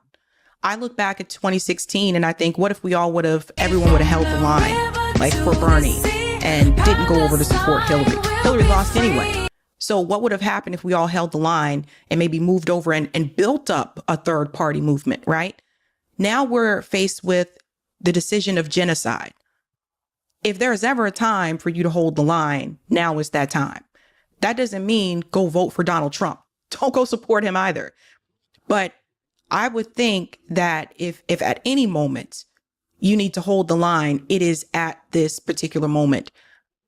I feel that if you vote for Kamala Harris, you are going to be rewarding genocide. You are rewarding the Biden administration for genocide. If you let them run away with this, there's no telling what they're going to do. And to that talking point that was in that video, if they feel like you're always going to come back regardless, why would they do anything for you? Why would they give you universal health care? Why would they give you free I mean, no, Matt, I don't think most people knew that in 2016. Public universities. Why would they do this? Why would they bring back the child tax credit? Why would they do those things if they know that in the end, you're still going to support the party? This idea that it's going to be worse because you could get Donald Trump. There's always going to be a Donald Trump, just under a different name. I had heard people prior to Trump's election make the same type of rhetoric that Donald Trump made. A lot of people don't realize, but I lived in the South for quite a long time. So I was used to hearing that type of rhetoric. Doesn't make it right, but it wasn't a surprise to me, the things that I heard Donald Trump say. He said those things out loud, whereas some of these other politicians say them behind closed doors. But that being said, you cannot reward genocide. And I think Lawrence O'Donnell said this best. The way that you get the Democratic Party to change is that you have to stop supporting it. If you want to pull the party, the major party that is closest to the way you're thinking, to what you're thinking, you must show them that you're capable of not voting for them. If you don't show them you're capable of not voting for them, they don't have to listen to you. I promise you that. I worked within the Democratic Party. I didn't listen or have to listen to anything on the left while I was working in the Democratic Party because the left had nowhere to go. Supporting them and helping them win, that's not going to make them want to move the needle for you. And then we have to have a significant conversation in this country about having free financing of public elections. We have to have a serious conversation about removing these lobby interest groups from electoral politics. AIPAC shouldn't be there. Blue Cross Blue Shield should not be there. This is part of the reason why these politicians are not moving in a way that actually helps and benefits the American people. You see them giving $3.8 billion a year to Israel. You see all the money that's went out the door to Ukraine. But we have so many homeless people. The homeless population increased 25% under Biden's administration. We can't feed our own and take care of our own, but we're sending money elsewhere. In Israel, everybody has health care. In Israel, everybody has free public college. But when we talk about having those things here, it's frowned upon, and it's frowned upon by the politicians because their donors frown upon it. So how dare we want those rights for people here in this country, but we're giving money to another country for them to have those rights there. So I think we need to have some serious conversations here about having free public elections in this country and removing big money interest. Yeah, I do think that one of the more sort of pernicious, like bad faith aspects of AOC's screed against Jill Stein was accusing her of running every 4 years, not being on the ballot, not doing things in the interim, seeking fame, not doing organizing. Y'all, this is a little spicy, but I have thoughts. I feel like I should save this for a live. I'm not coming for people who are thinking about this. I'll talk to you. What I have a problem with is the fact that if you are running for president, you are the de facto leader of your party. And first of all, trust me on this. I run as a third-party candidate in New York. I'm also run as a Working Families Party candidate in addition to running as a Democrat. Because trust me, I've been on record that about my criticisms of the two-party system. So this is not about that. But you are the leader of your party. And if you run for years and years... The liberal condescension is just... years and years in a row, and your party has not grown, and you don't add city council seats, and you don't add down ballot candidates, and you don't add state electeds, that's bad leadership. And that to me is what's upsetting. Because if you have been your party's nominee for 12 years in a row, 4 years ago and 4 years before that and 4 years before that, and you cannot grow your movement pretty much at all and can't pursue any successful strategy, and all you do is show up once every 4 years to speak to people who are justifiably pissed off, but you're just showing up once every 4 years to do that, you're not serious. You're not to me, it does not read as authentic. It reads as predatory. I'm sorry. I'm just saying it. Because as a person, I endorse Working Families Party candidates. I endorse DSA candidates. I take risks, and I endorse even in primaries against Democrats when it's merited. What does this person do to grow power? When so much of what the Green Party has to do is fight against the Democratic Party, AOC's party, which she has chosen to be deeply faithful to, working and spending millions of dollars trying to kick Green Party candidates off the ballot and deny them democracy, which is an ongoing effort that they're doing right now at the same time that AOC has the time and energy to hop on Instagram Live and punch down. And to pretend as though this is a fair fight and to have proximity to so many local New York Green Party members. I mean, if I recall correctly, people like Jumaane Williams were door knocking and rallying people to get out for AOC back in 2018. And to paint with such a broad brush and to do so inaccurately when, of course, Jill Stein was not planning to run this year. She had to run this year when Cornel West regrettably chose to leave the Green Party and left the ballot blank. And we all know that the Green Party, as Jill Stein said in her, I think, very compelling rebuttal, has to be on the ballot or it loses all of the work that they've done in previous years and their ballot lines for the next 4 years from now. To lobby those kinds of charges, ignorant apparently of the fact that she didn't even run in 2020 and it was Howie Hawkins, like all of these things together. I mean, I had already, I think for me, the point at which I was no longer even going to engage in like a kind of cursory level of like good faith civility with AOC was the DNC lie.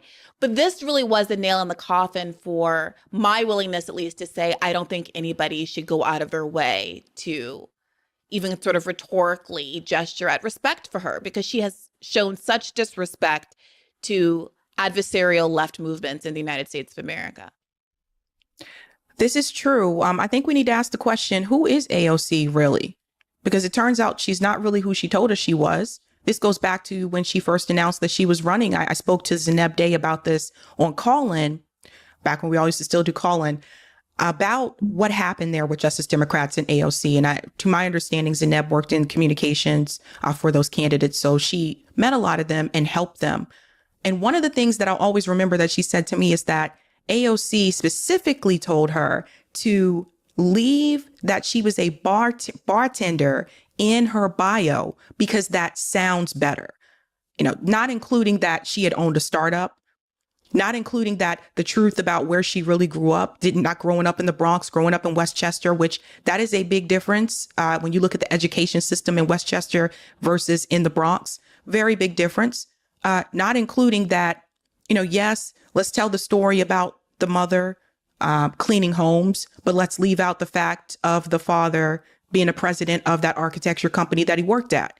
So this whole story that was sold to people about being this in a lower income girl who grew up in the Bronx, this has been planned from the beginning. Now, maybe I think she did want to, you know, fight back. She did stage like the protests inside Nancy Pelosi's office. I think we were all applauding that. Like, yeah, she's pushing back against Dem establishment, and Nancy Pelosi of all people, one of the higher ups. I was there. It feels like a million years ago, but I was there reporting on it with The Intercept. Yeah. Right. One of the higher ups. I showed the video last night when she sat down with you in 2019 at SXSB. I forget the name of that conference. And I said, when's the last time you saw AOC?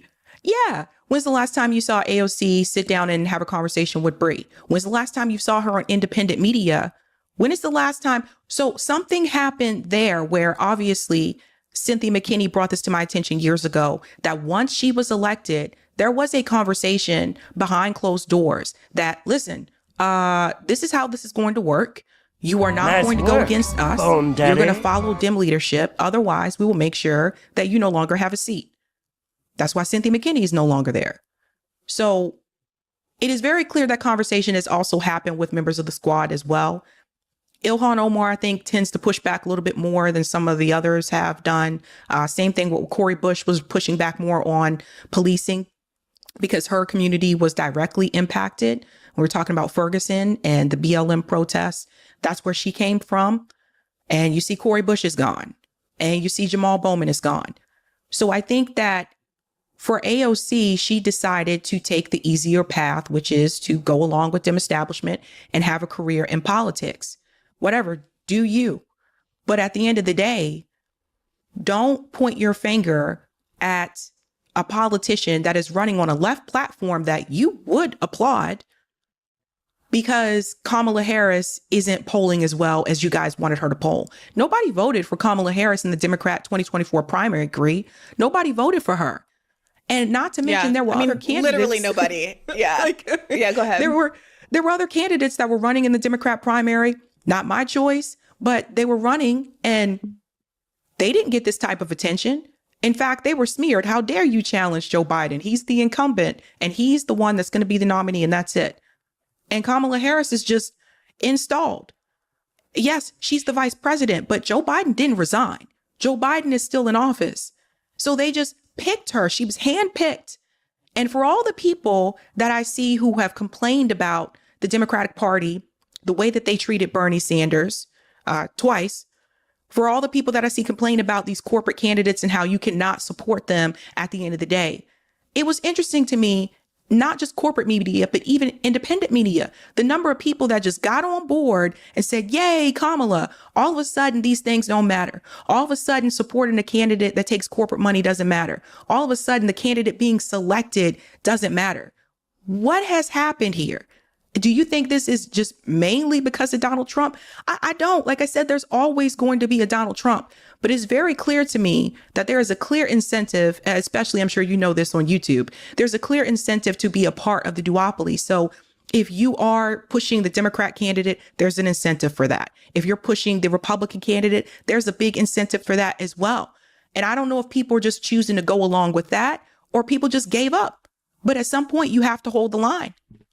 I honestly, I mean, I don't want to belabor the point because I've been, kvetching about this on the podcast for like the last 4 episodes, but I'm honestly like shocked to my core by who I've seen in our media environment completely flip.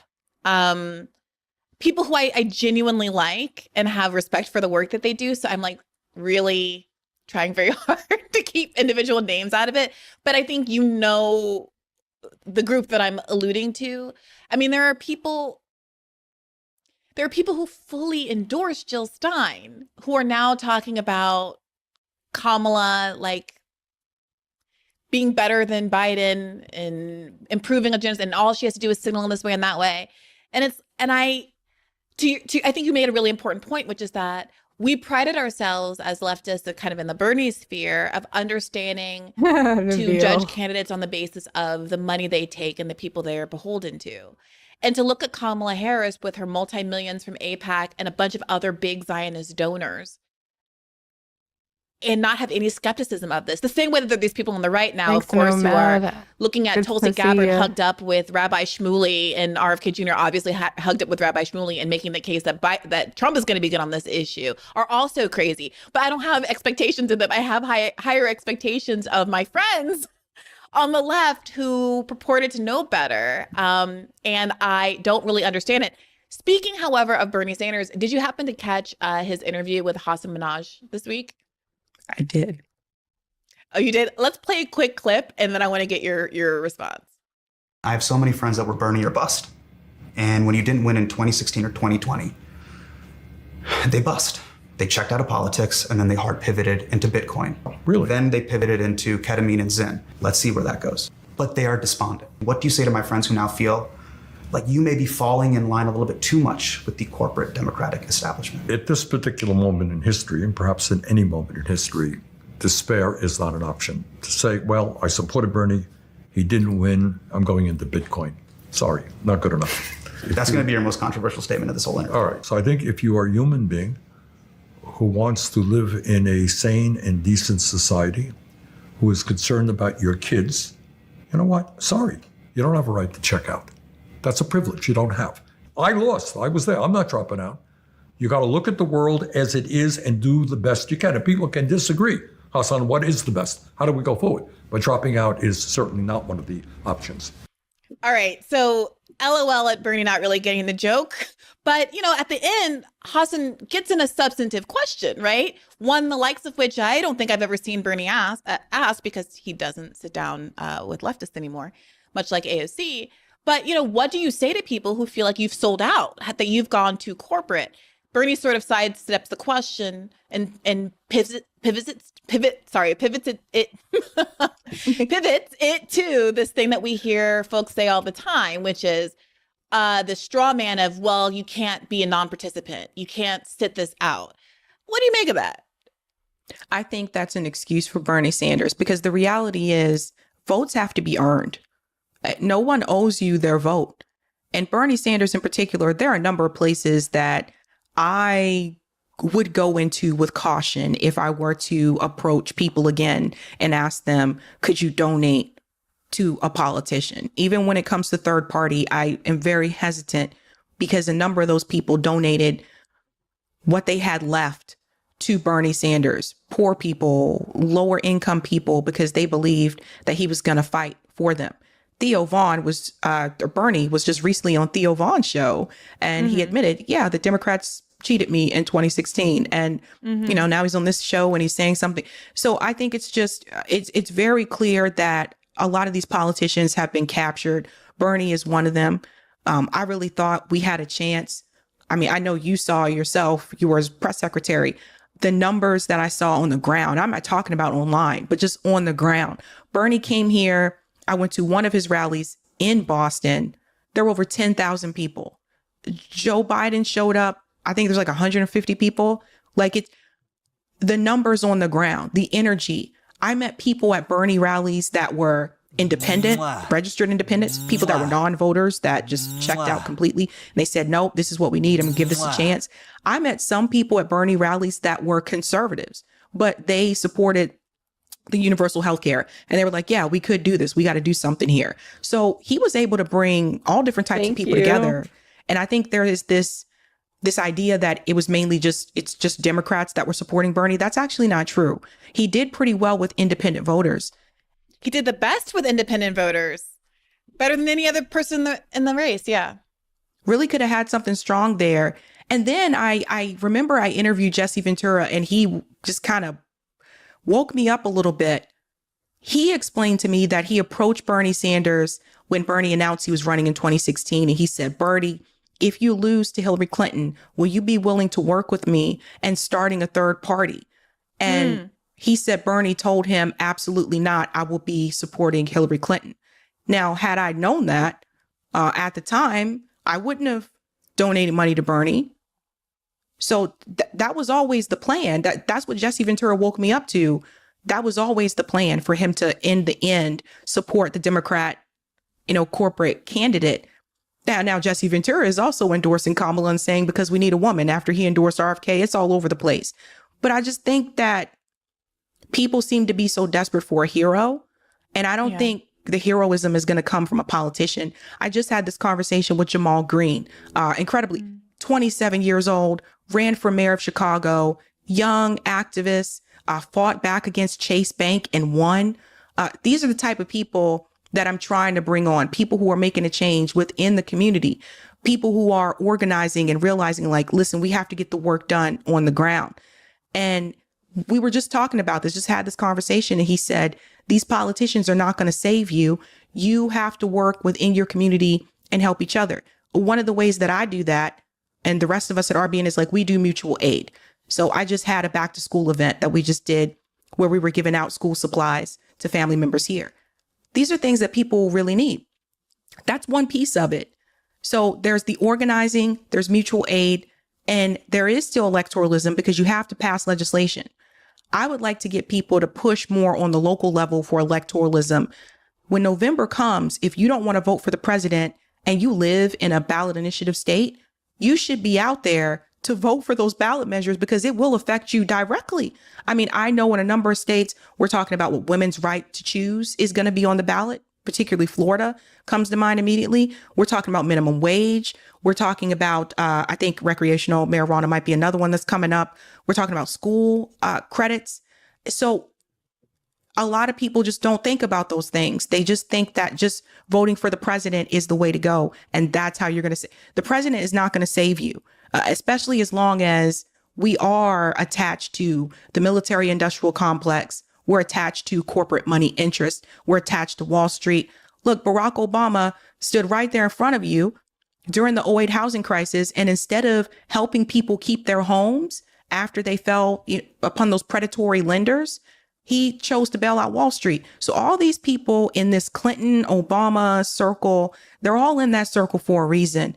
So you cannot look to them to be your hero. We have to help each other. And then I encourage people to really get involved in local politics, run for city council, run for mayor, run for governor, and see how you can impact change on the local level.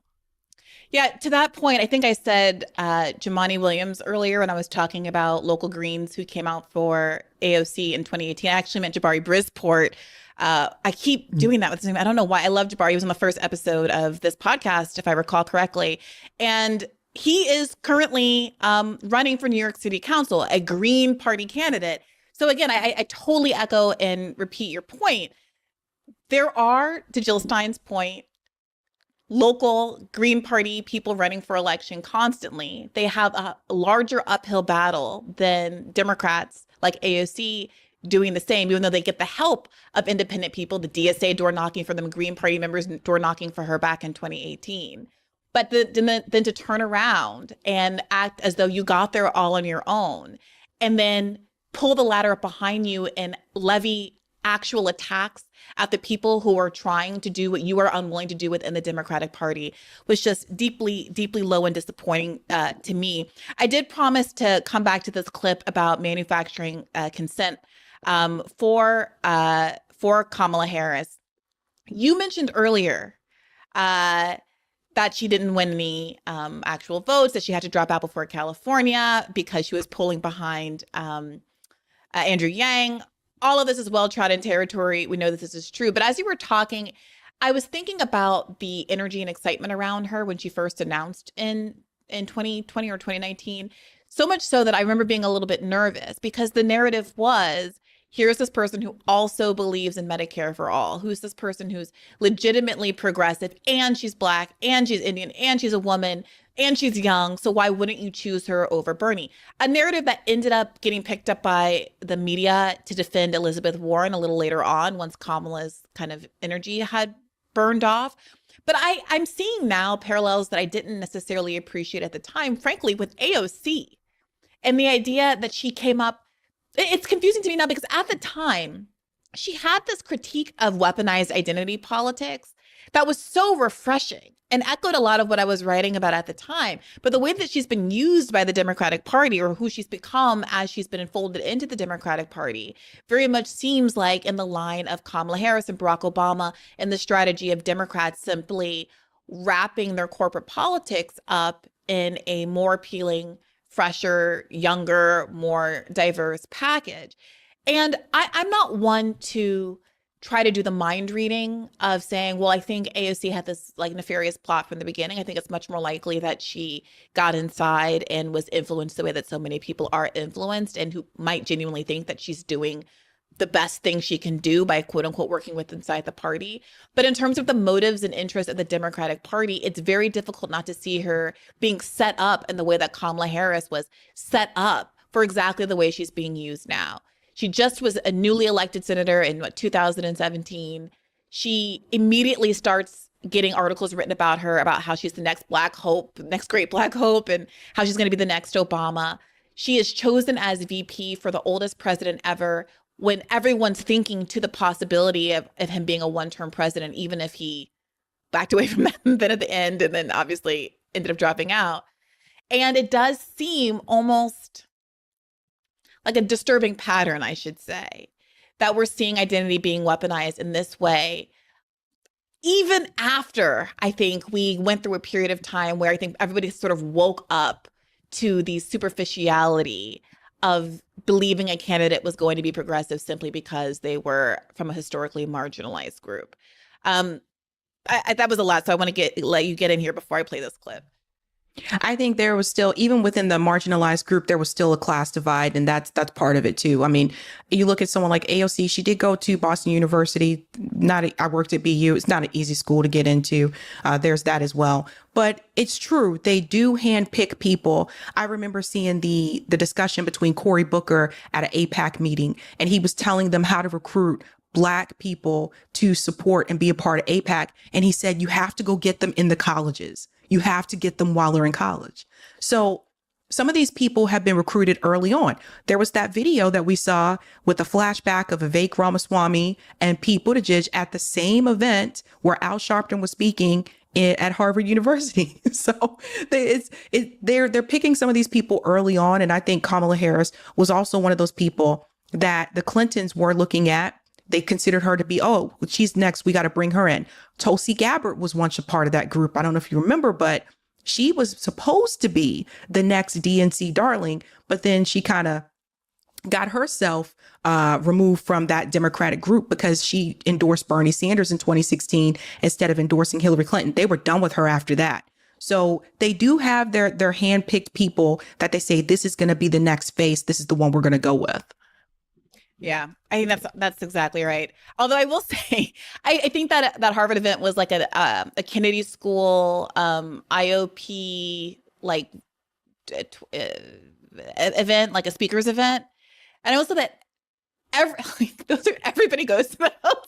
I remember I went to see, the only time I went over to the Kennedy School, I think I was I in summer school or was I just a freshman? What year was it? 2004. I think it was 2004. I was a freshman, or it was the summer after my freshman year, when the DNC convention speech happened where Obama spoke and got on everybody's radar.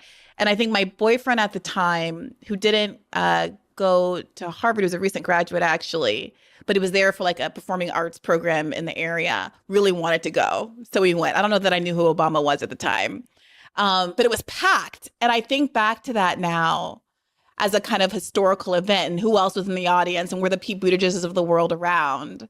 And it is a weird little vortex where there is this presumption that this is the winning team. It feels very Avengers, and there is definitely a feeling like I'm in an environment where I could have this much power and influence. You think of it as a good thing, like positive influence on the world. But I think there is definitely a weird sort of I want to say mind game, but like there is a kind of pernicious thirst that exists in those environments that some people channel toward good, and then you end up, one other thing I want to say about AOC is I don't think, like, in the grand scheme of Congress members, like, I do think that she is dramatically lower income because they're all millionaires, right? So the fact that she even came from a upper middle class family, if you wanted to call it that, although I'm not sure that you could, but doesn't to me diminish what she could have been. Even having the experience of having to, let's say, take out loans to go to school or having to work during school is far removed from the experience of the average Congress member or someone like Joe Crowley. But again, to parallel this thing with the Kamala Harris, I remember when I was covering her race with Crowley, there was this little bit of inconvenient fact that Crowley, in the grand scheme of Democrats, was one of the more progressive ones. And people who were defending him at the time were like, well, why is she challenging him as opposed to someone who was like genuinely more of a Richie Torres type? Of course, he wasn't in Congress at the time, but you get my drift.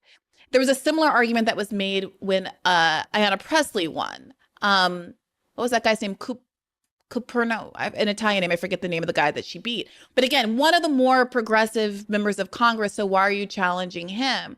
Kamala Harris's first DA race that she won, she beat out this genuinely progressive prosecutor in San Francisco, Tom Hanlon. And that all got blurred away because of identity politics. And I do wonder, like, in retrospect, if that should have been a little bit of a red flag to begin with. Is the Democratic Party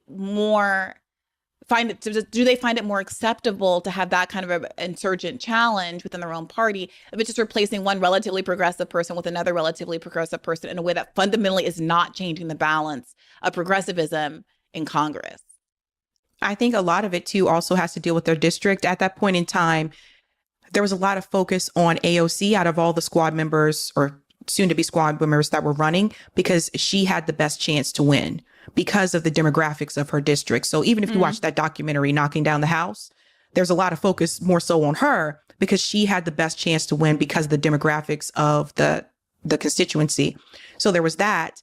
When it comes to Kamala Harris, the gentleman that she ran against, she actually ran to the right of him on crime. Right. And criminal justice. So there was that. Very much so. Similar thing with Ayanna Pressley. I lived in her district when she first won. She won the first time. Same thing with the demographics. She had a better chance of winning because of the demographics in the district. So I think that's a big part of it. And also with AOC and Ayanna Pressley, at that point in time, we have to remember who was president. Donald Trump was. So it was a perfect, I think, storm to push them through. Yeah. Okay, so I've been teasing this clip forever. Let's play it. It's Anand Giridharadas making the case that Kamala actually is a progressive improvement over Joe Biden. Let's take a listen. Going at some of the issues on which she has held different positions. Last hour, we talked in some detail about fracking. She's saying very clearly, no, I am not going to ban fracking. I said that as the vice presidential nominee in 2020. I'm saying it now as the Democratic nominee for president. We're not going to ban fracking, despite what I said in 2019 during my own primary campaign. Now talking about immigration, that she does not want to decriminalize illegal immigration. So what did you make of that as a voter, an independent voter who is sitting there saying, which version of Vice President Harris should I believe? The one in front of me now or the one who was in the Senate and the one who ran for president in 2019? What she's saying effectively is, believe what I'm saying now. Did she make a convincing case? Yeah, I think she did. And I think sometimes we're not honest with ourselves about, a couple things. First of all, we change our minds all the time based on information, based on where we're sitting, based on whether we're a junior person at the office or the person running the office. And it's actually normal. We should normalize changing your mind. I think sometimes we in journalism shame people kind of figuring out a different view that they might hold and call it flip-flopping and try to kind of catch people in it, when in some ways, on some issues, that's a measure of progress. I think we also need to recognize that she is in a different context right now than she was in a 2020 Democratic primary. She's in a general election against an American fascist, Donald Trump, and let's just be real. Like, you need to sometimes do different things in a general election against a far right candidate than you do in a primary. Like, I don't think we can kind of pretend that's not the case. I think she said something by way of explanation of that actually was quite interesting and moving and goes beyond the familiar kind of tacking to the center. She talked about this notion of consensus when she was kind of pressed on this idea of reversal. And she said,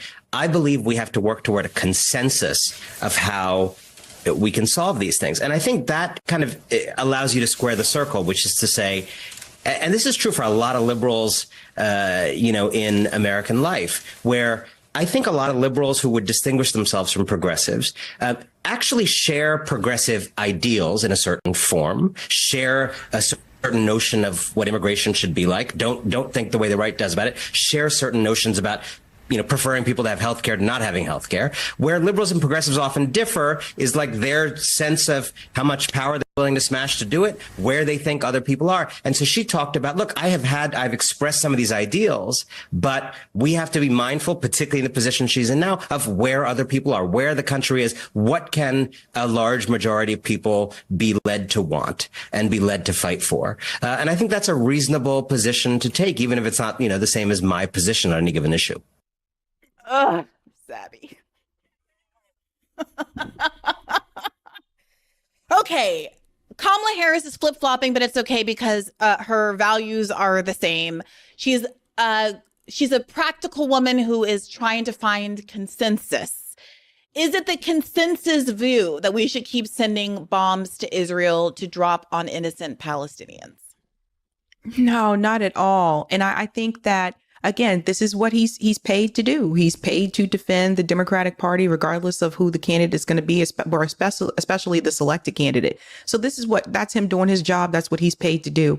But just let's flip it around. Imagine if it was a Republican that was in that position. How would they speak about them? Are they allowed to change their mind? No, like this is just, it's ridiculous. Kamala Harris is running in an empty suit. And what they want you to do is just vote for her because she's not Donald Trump. I've checked her website multiple times. There is still no policy platform on Kamala Harris's website. She's literally an empty suit. And then there are things that are happening, which I mentioned to you before, in her own state, which she's very silent about. Has Kamala Harris said anything about the reparations bill that the Democratic Party just blocked in California? That's her home state. Gavin Newsom blocked it because he didn't want to have to sign it. But Kamala Harris wants you to know that if you're Black, you should be supporting her. She has no Black agenda. She has no policy platform. Like, I don't understand this at all. So people think they're getting something, but what are you getting that you didn't already have? The housing, the $150,000 or $25,000 for the housing that she talked about. I'm going to give people $25,000, first time home buyer, first generation home buyers. Then we come to find out later on, she's talking about a $25,000 tax credit. That's not the same thing. Like, you're misleading people.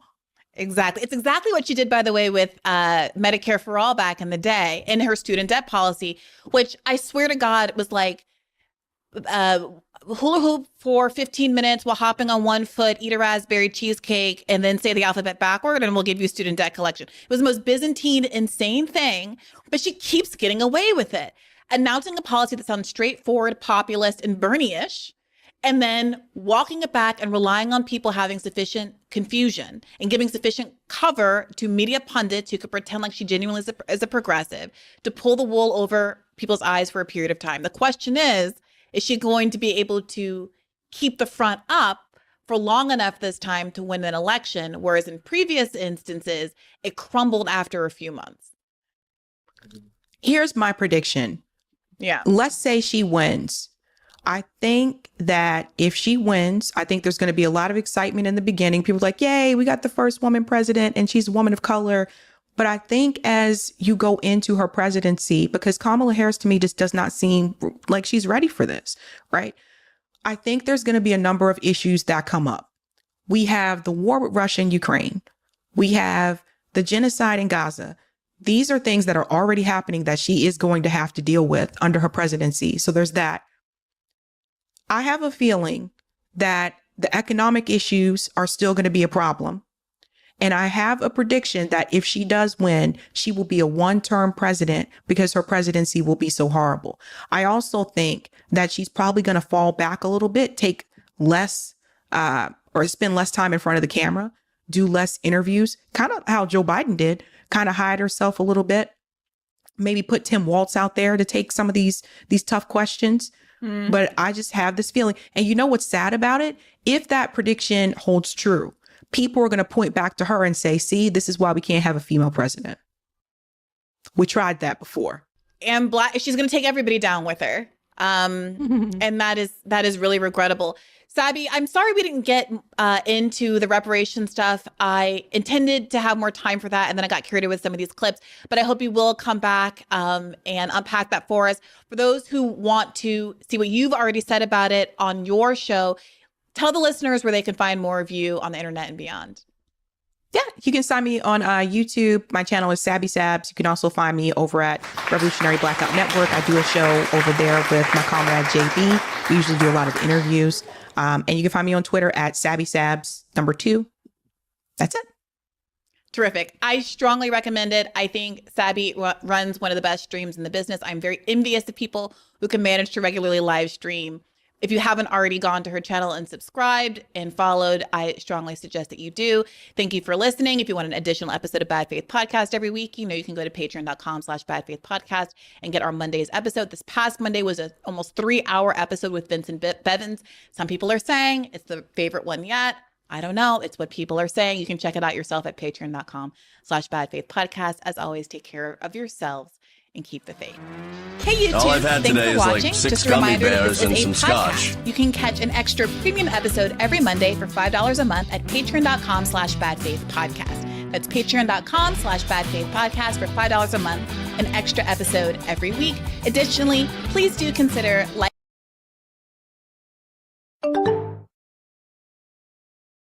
Cami. Welcome in.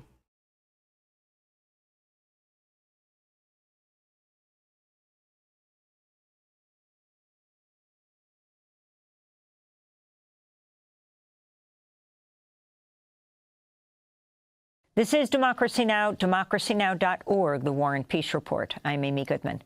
Amnesty International is calling on President Biden to grant clemency to the indigenous leader, Leonard Peltier, who turned 80 years old Thursday after nearly half a century in prison for a crime he says he did not commit. Peltier has always maintained his innocence over the 1975 killing of 2 FBI agents in a shootout on the Pine Ridge Reservation, his conviction riddled with irregularities and prosecutorial misconduct. In a letter to President Biden last week, Amnesty International USA wrote, quote, given the ongoing unresolved concerns about the fairness of Leonard Peltier's trial and legal process, that he spent nearly 50 years in prison, his age, the recent denial of parole and compassionate release, and ongoing and chronic health issues, we're asking you to commute Leonard Peltier's sentence and release him. This is not only timely, but a necessary measure in the interests of both justice and mercy, they wrote. For more on Leonard Peltier's case, we're joined by Nick Tilson, president of the NDN Collective, an indigenous-led organization, citizen of the Oglala Lakota Nation, joining us from Atlanta, Georgia. We're also joined by 2 members of Leonard Peltier's legal defense team. Jennifer Jones is the managing attorney at the law firm For the People, lead counsel for Leonard Peltier's case, joining us from Denver, Colorado. And here in New York, we're joined by Maura Meltzer-Cohen, co-counsel on the case, educator and abolitionist. We welcome you all to Democracy Now! I want to begin with Jennifer Jones. For people who have not followed Leonard Peltier's case, I know he's in the Coleman prison in Florida, and he just came out of a number of days in the prison hospital, just turned 80 years old. Explain why he is behind bars and still behind bars after 50 years. Well, good morning. Thank you, Amy, for having me on. And that is quite a question. And a complex question because it has a lot to do with Leonard, what is keeping Leonard in prison now. I think what's important to clarify is the things that put Leonard in prison, those irregularities, those defects, that the misconduct are different from the things that are holding him in there today. So the procedures, the conditions of confinement, the law that is being used by the United States Parole Commission, which we assert is the wrong law and therefore in violation of the ex post facto clause to the U.S. Constitution.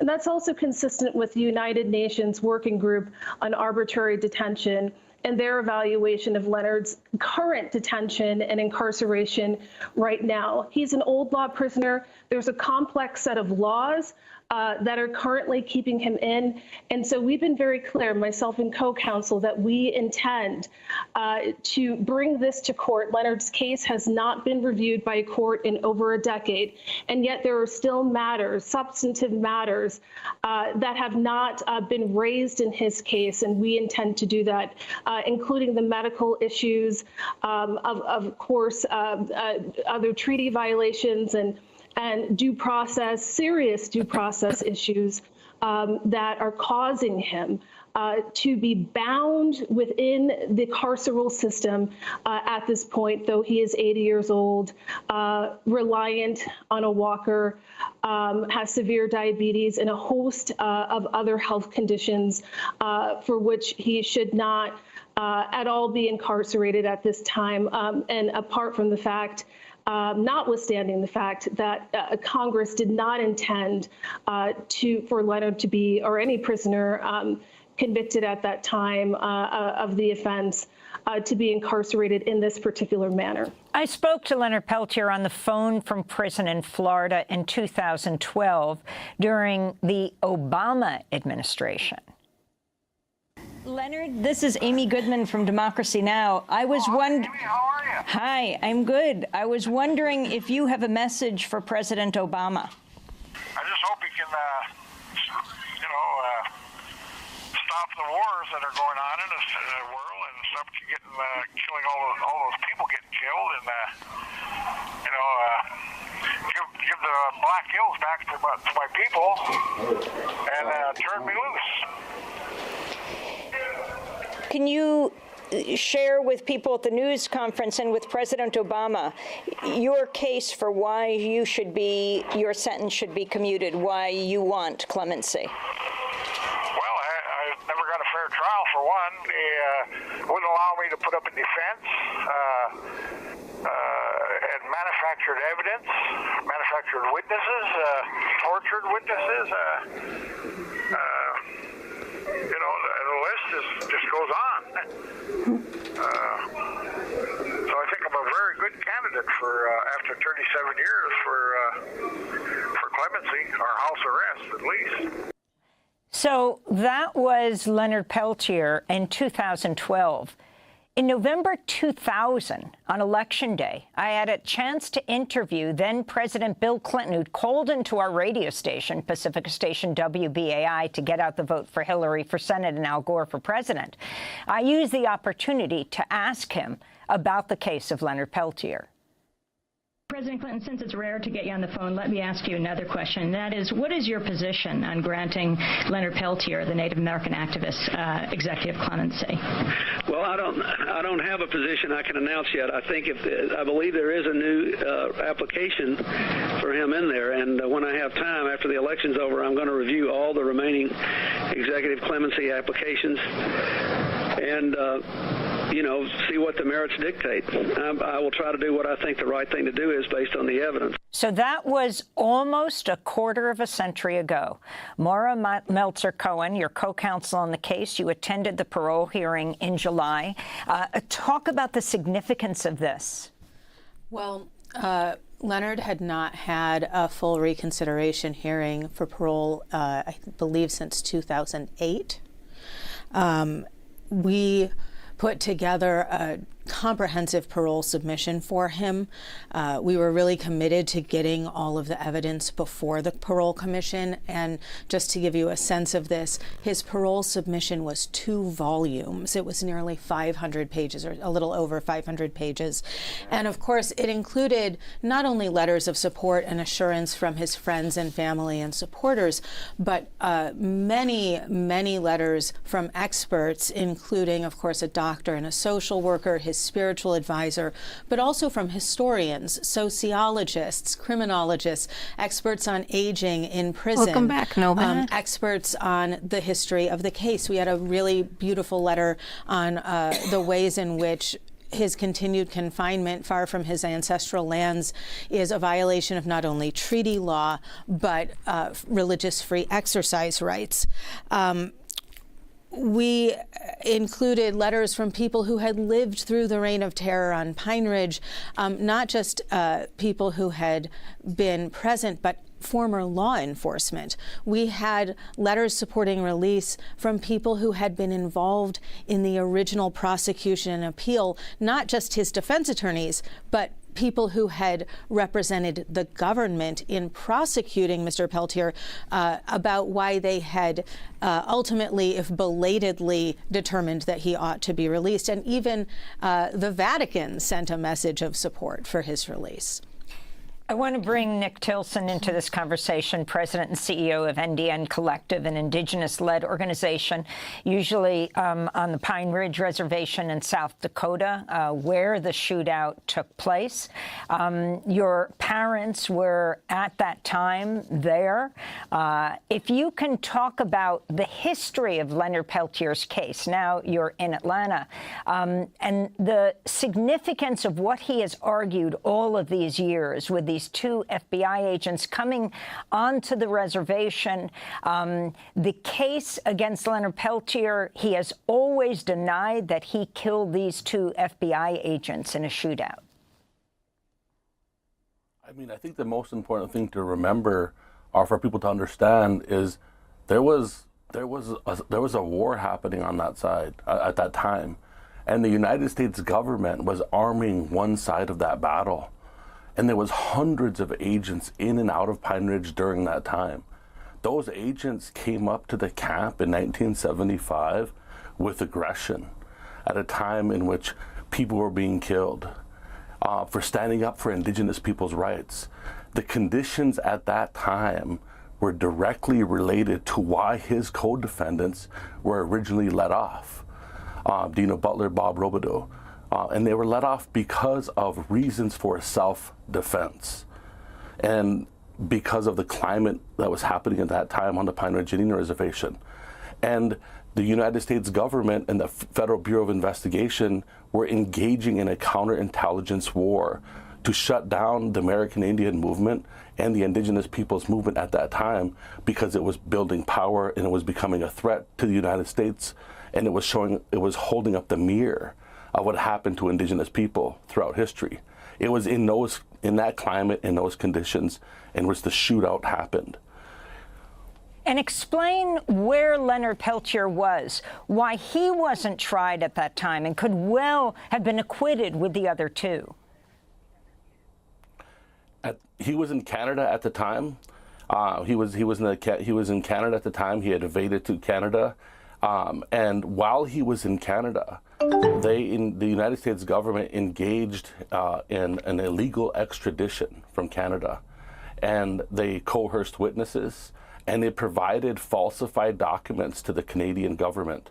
And those falsified documents, the coerced witness, it was later found out that, of course, those were contributed to the illegal extradition of Leonard Peltier from Canada back to the United States, but they continued his prosecution anyway. And talk about who Leonard Peltier was and is, Nick. His significance in the community, his standing back then in 1975, and what he's been able to do from prison right through to now, and then I want to ask about the lockdown.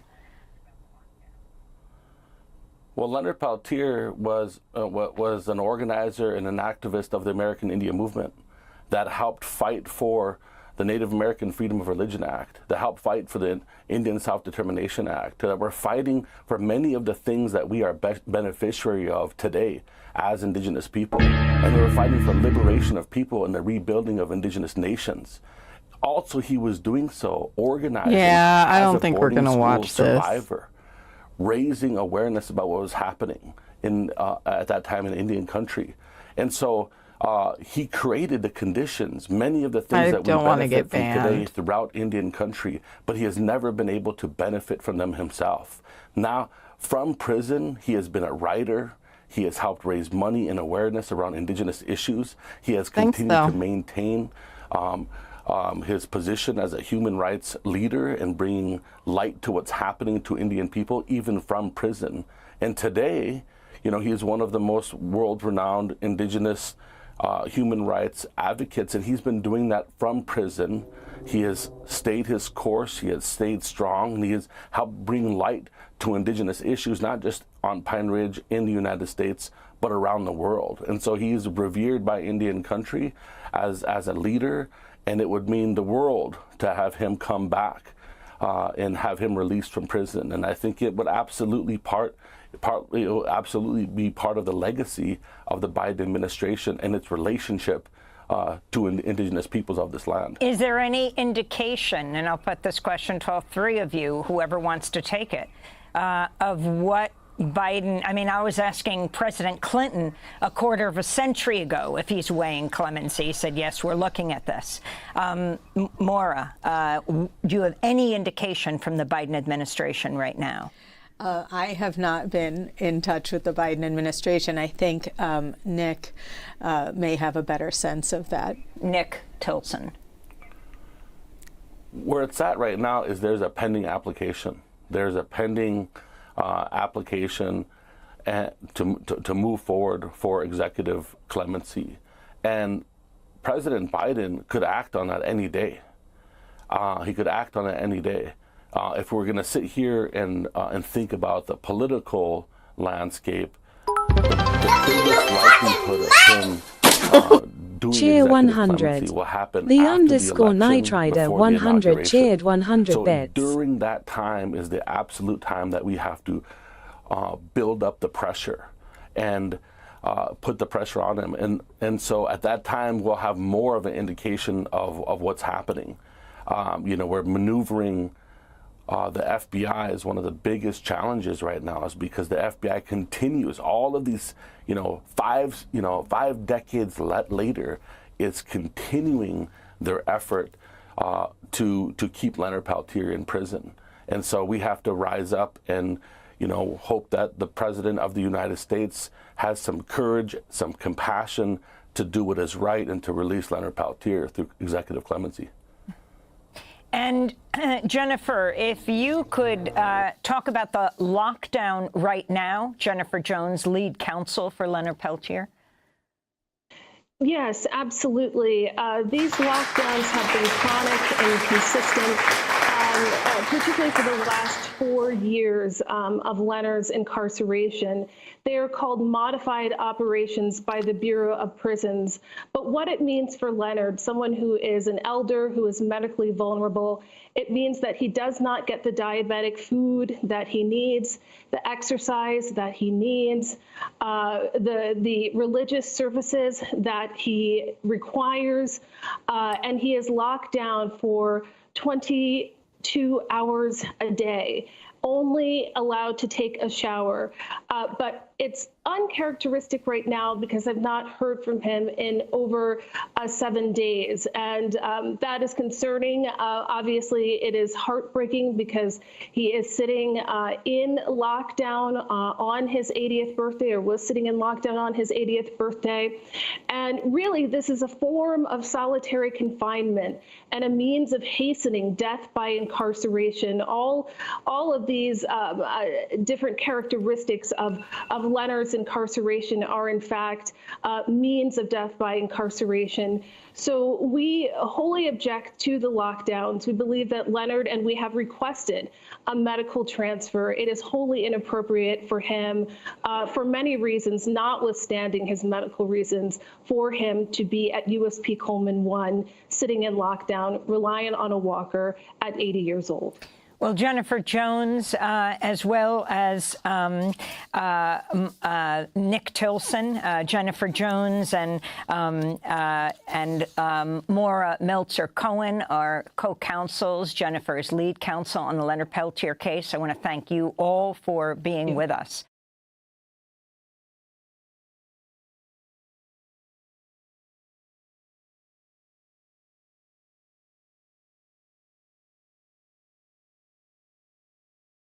Amadakyapi, Nick Tilson, and Machiapi, Chantea Washtena Petchuzapalo. This is Nick Tilson, and I am your host on Land Back for the People. This is season 2, and in this season, we have been able to talk about the rebuilding of indigenous food systems in Alaska.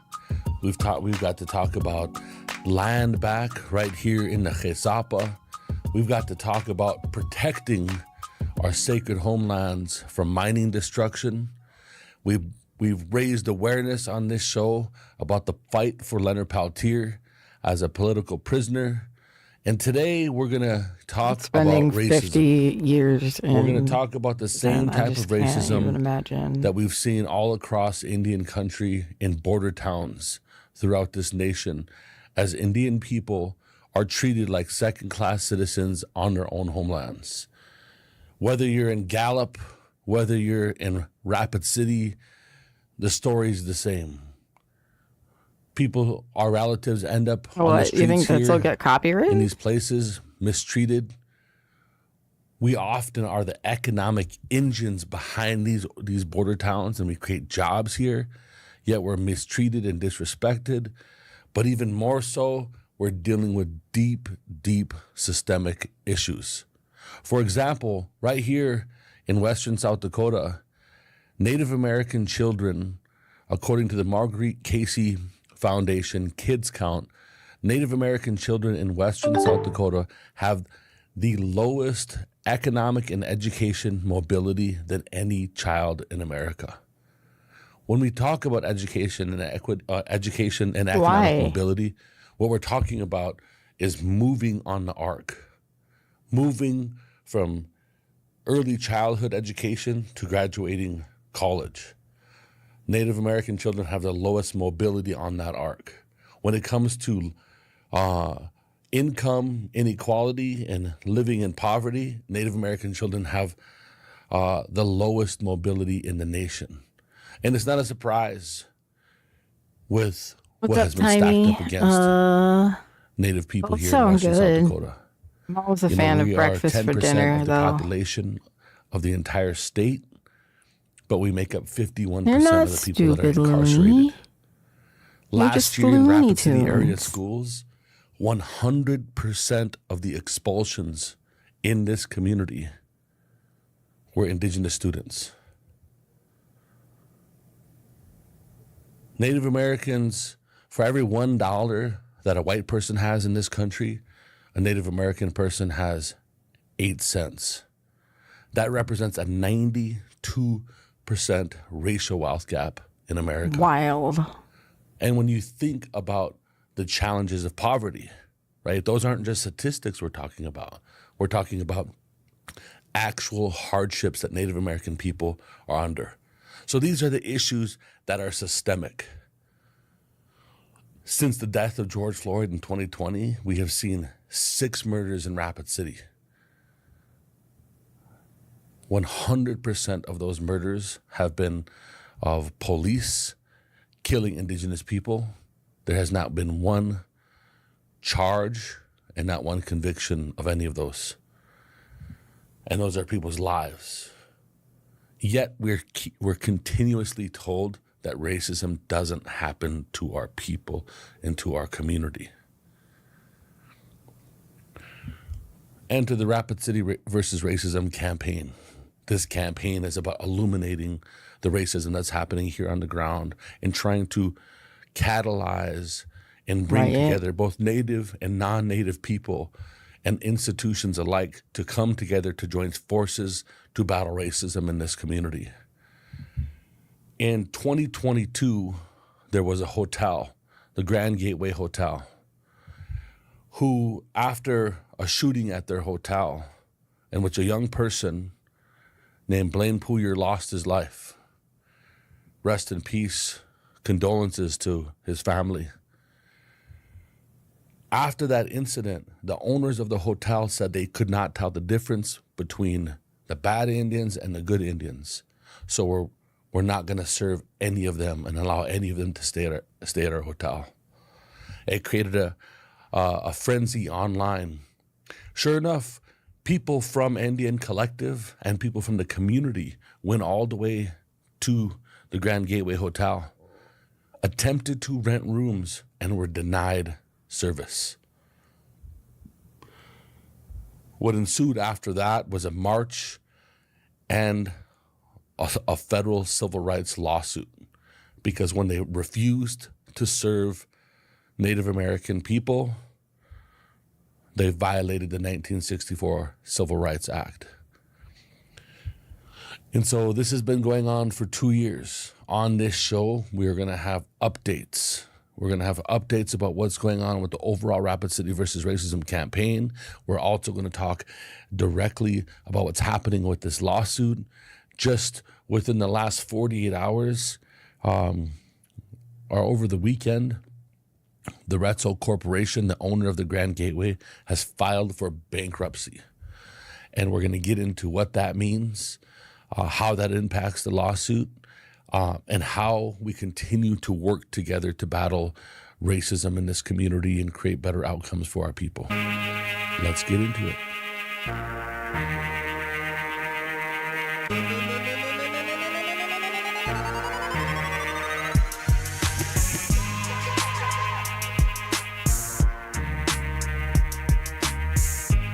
Here we are, Land Back for the People.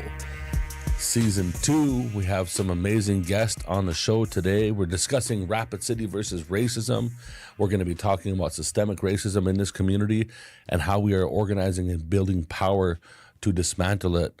And we have 2 guests on the show today. We got Sunny Red Bear, Hunkpapa, Mini Koju, and Oglala. All the ones. All the ones. Basically, Miss Osheti Shakuni over here. And she is the Associate Director of Organizing here. And then we have Eva Cardenas coming at us from Atlanta via Mexico and is the director of organizing here at Indian Collective and is a big part of what we do here in the community. But I want to give you both a chance to introduce yourself, but I'm asked two questions. Introduce yourself to the Oyate, to the people, but also let the people know what led you to organizing. Okay. Yep. My name is Sunny Red Bear. I grew up in Cheyenne River and lived here in Rapid City now for almost 8 years, which is really crazy. Of course, I lived here previously too, but yeah, I feel like I have like a long history of what's led me to organizing. But the biggest thing for me is that I think back to my family's story of all the injustices that played out throughout my family, being put into the foster care system, both of my parents being incarcerated, things like that, just going through the VAWA and through ICWA as a child, and then, going through the abuse I went through as a child, and then prosecuting my abusers, when I was 20 years old. And, those are things that we don't ever come to those things like thinking like these are things I want to do, but then you just have to step up to it. And I think someone told me a long time ago, they said, do what's right because it's right. And that's kind of guided me a lot in my organizing efforts of like standing up for a lot of the injustices I see many of our community members facing now. And I just see myself in a lot of their situations, and I have a lot of empathy of just understanding how heavy those situations are and how much support we need as Indigenous people to be able to not only stand up to but to follow through and, see wins in a personal way too. So it's kind of led me to my work, and I think of like our unhoused relatives, and I mean, I think we all relate to that. When we see our unhoused relatives, we think of a relative that we actually have that's unhoused, and just learning how to really care for our community in the ways that we would want to be cared for. I think a lot of times we forget that a lot of us are only a couple of paychecks away from being unhoused. And that's the reality for most of Americans is that. And so just, being mindful of those things and trying to walk in a good way like that. And yeah, just seeing ourselves in community. So, yeah. Thanks for sharing that story. I mean, I think that a lot of times people tend to glamorize organizing and forget that there's human beings with lived experience behind this work, but it also makes it authentic. That's what makes it powerful. When we were having the Camp Mini Luzaha a few years ago, we literally would run into all of our relatives. Like they weren't just the relatives; they were, shit, that's my cousin right there. Yeah. Helping each other out. Yeah. But there's power in that too. So thank you for sharing that. Eva, what about you? You've had an interesting journey into, becoming into organizing, and that organizing's brought you all the way up here to Mini Luzaha. Yeah, it's been a journey that I'm on. Thank you so much for having me and for being so welcoming into the space. As sort of just kind of echoing and kind of processing what Sunny was naming. Princess Chichi. I think a lot of us do come into this work to like organize because we kind of have to. It's just kind of a thing.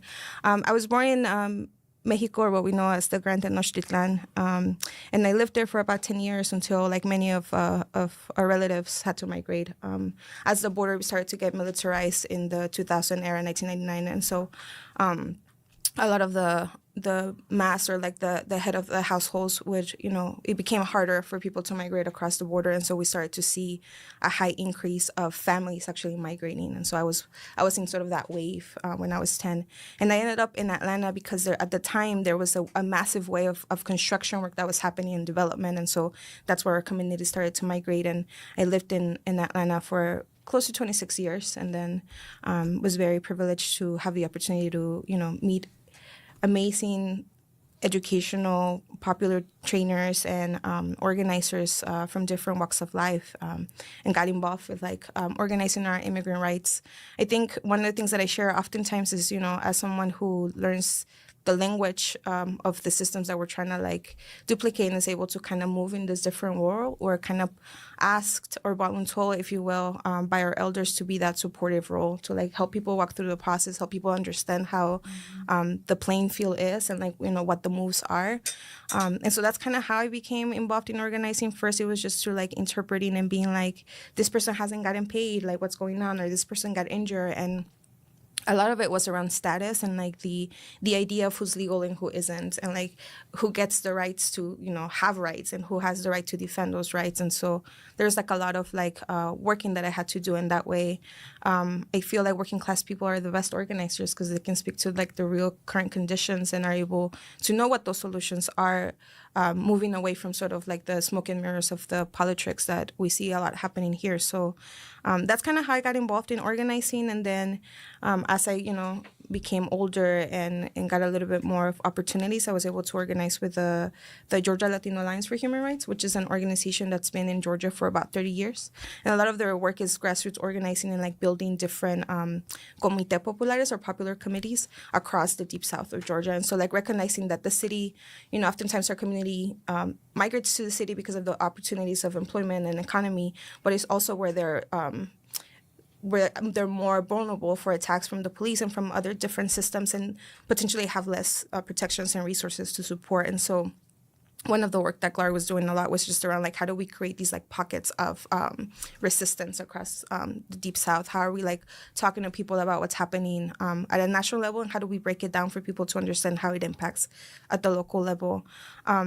And then as I was just kind of growing and organizing, I like came across amazing people like Marty and Sai, and you know, they were the ones that started talking to me about direct action and all the shenanigans I could get into. And so then I kind of started to like get more involved in that.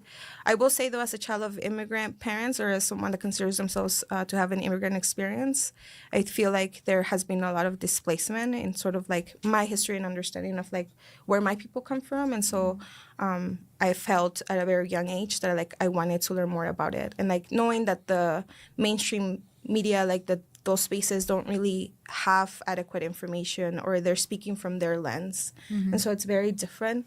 I feel very fortunate to be able to like be in community with you all, because I feel like I'm able to at least try to reconnect in a way that wouldn't have been possible otherwise. And so I think for me, the last thing I'll say about like my organizing journey, I think that organizing hasn't just been for me like to support my people in like their liberation, but it's also been very liberating for myself.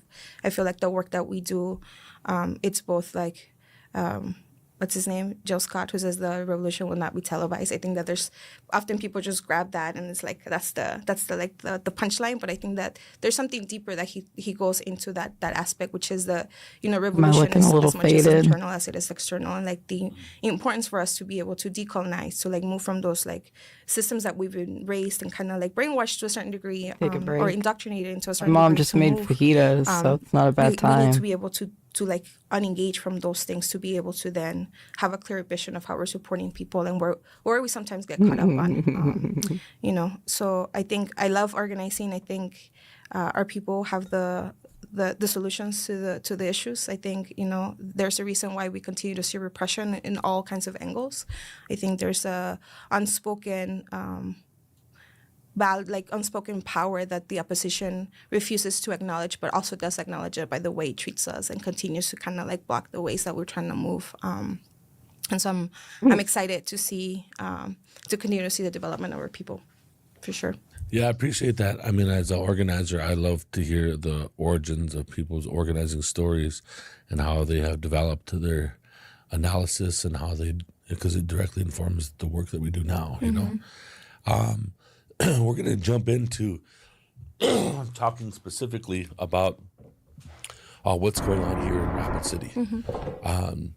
You know, a lot of the racism that you see in Rapid City, you see in a lot of urban towns throughout America, but it's very specific type of racism as it relates to border towns. You know, when we speak of border towns, we're actually talking about towns that border Indian reservations and Indian communities, because these towns really exist because the tribes, the reservations, and the native communities are the economic engines behind them for them to exist. But they're extractive. They're extractive of taking resources off the res, but then our people get treated like second-class citizens on their own homelands in their own community. I'm always quick to remind everybody that this place that we're in up here is called Mini Luzaha. Mini is water, Luzaha is swift. Rapid City got its name after what we call this place as Lakota people for thousands of years. And it is the same Lakota people that are along that creek down there that are unsheltered. We've been there for thousands of years. Yet our people get treated like second-class citizens in this community. And I think it's important to let the folks know what's going on here. What are some of the things that you're seeing, that you're experiencing in this community? Yeah, I think it's a loaded question. There's a lot to unpack with Rapid City. And I think that we're just now kind of, exploring like the tip of the iceberg as far as like how in depth and how deeply rooted, we're seeing the symptoms, we're seeing the racism, the blatant racism within different institutions, how they're playing out right now, right? But it's like so deeply rooted. And a lot of it lives like in the subconscious, like in a lot of the biases that have been, planted and are now like really festering and creating these symptoms. And so, Abby. We have racism that exists in every institution, every system within Rapid City. And we're seeing it play out. And what's really interesting is, we've been organizing around different efforts here locally for a long time, whether that's with our unhoused relatives, with our children in the schools, whether that's with the police department and the violence that our people have experienced there. And it's been very interesting that we have these lived experiences and we have story after story and we hear our family stories. And then all of a sudden, DOJ or the Office of Civil Rights, they'll come in and they'll do a report and an investigation, and then they come out with this data, and then all of a sudden it's like, oh, this is real. This actually exists. And that's when people start to listen. And I think that like we've been screaming at the top of our lungs for a very long time what's happening to us as Indigenous people here on our own homelands. And people are still reluctant to listen, even in spite of, federal, Department of Justice or the Office of Civil Rights, like laying out facts around what is happening. I feel that, in Rapid Pendulous City. Dragon. I'm really tired. Let's stop there for 1 second, because I think this is a key thing when it comes to I've been going racism, all day too. is why. Just like, why is it? Let's just unpack this a little bit. Thanks for stopping by. When a Native person literally experiences something and then says, this happened to me, and then immediately it's like, yeah, I don't know if that happened to you. I don't know if that actually happened. Why is that? Like, let's get down to like the psyche of it for a second. Actually, I want to hear both of your responses to that, and then we'll keep going.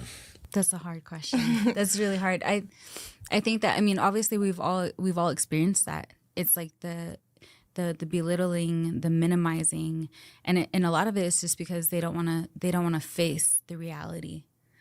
They don't want to see our reality, because then they have to be accountable to it and be accountable to the part that they play in it and how they continue to uphold that oppression in various different ways in which they're not ready to address. They're not ready to talk about. And I think that what that does is it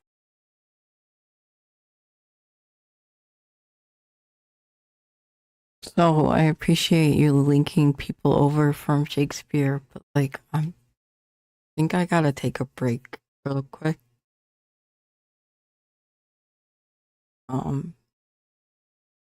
Yeah, appreciate that. And yeah, definitely give Shakespeare a shout out. And thank you, mods. You're amazing. Love you.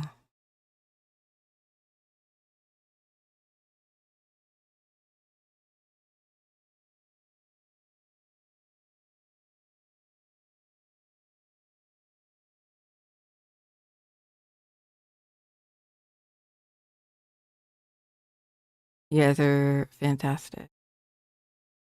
It ends up just like gaslighting us into, taking away from our own experiences, lived experiences as human beings. It dehumanizes us. And even though a lot of people, there's a lot of good people out there, and I don't think that everybody has bad intentions. And I think there are really solid people that really want to do good. All right, But head that over to the internal letter work is hack, say heavy what's and up it's for hard. me. And there's a lot of people that aren't willing to do that right now.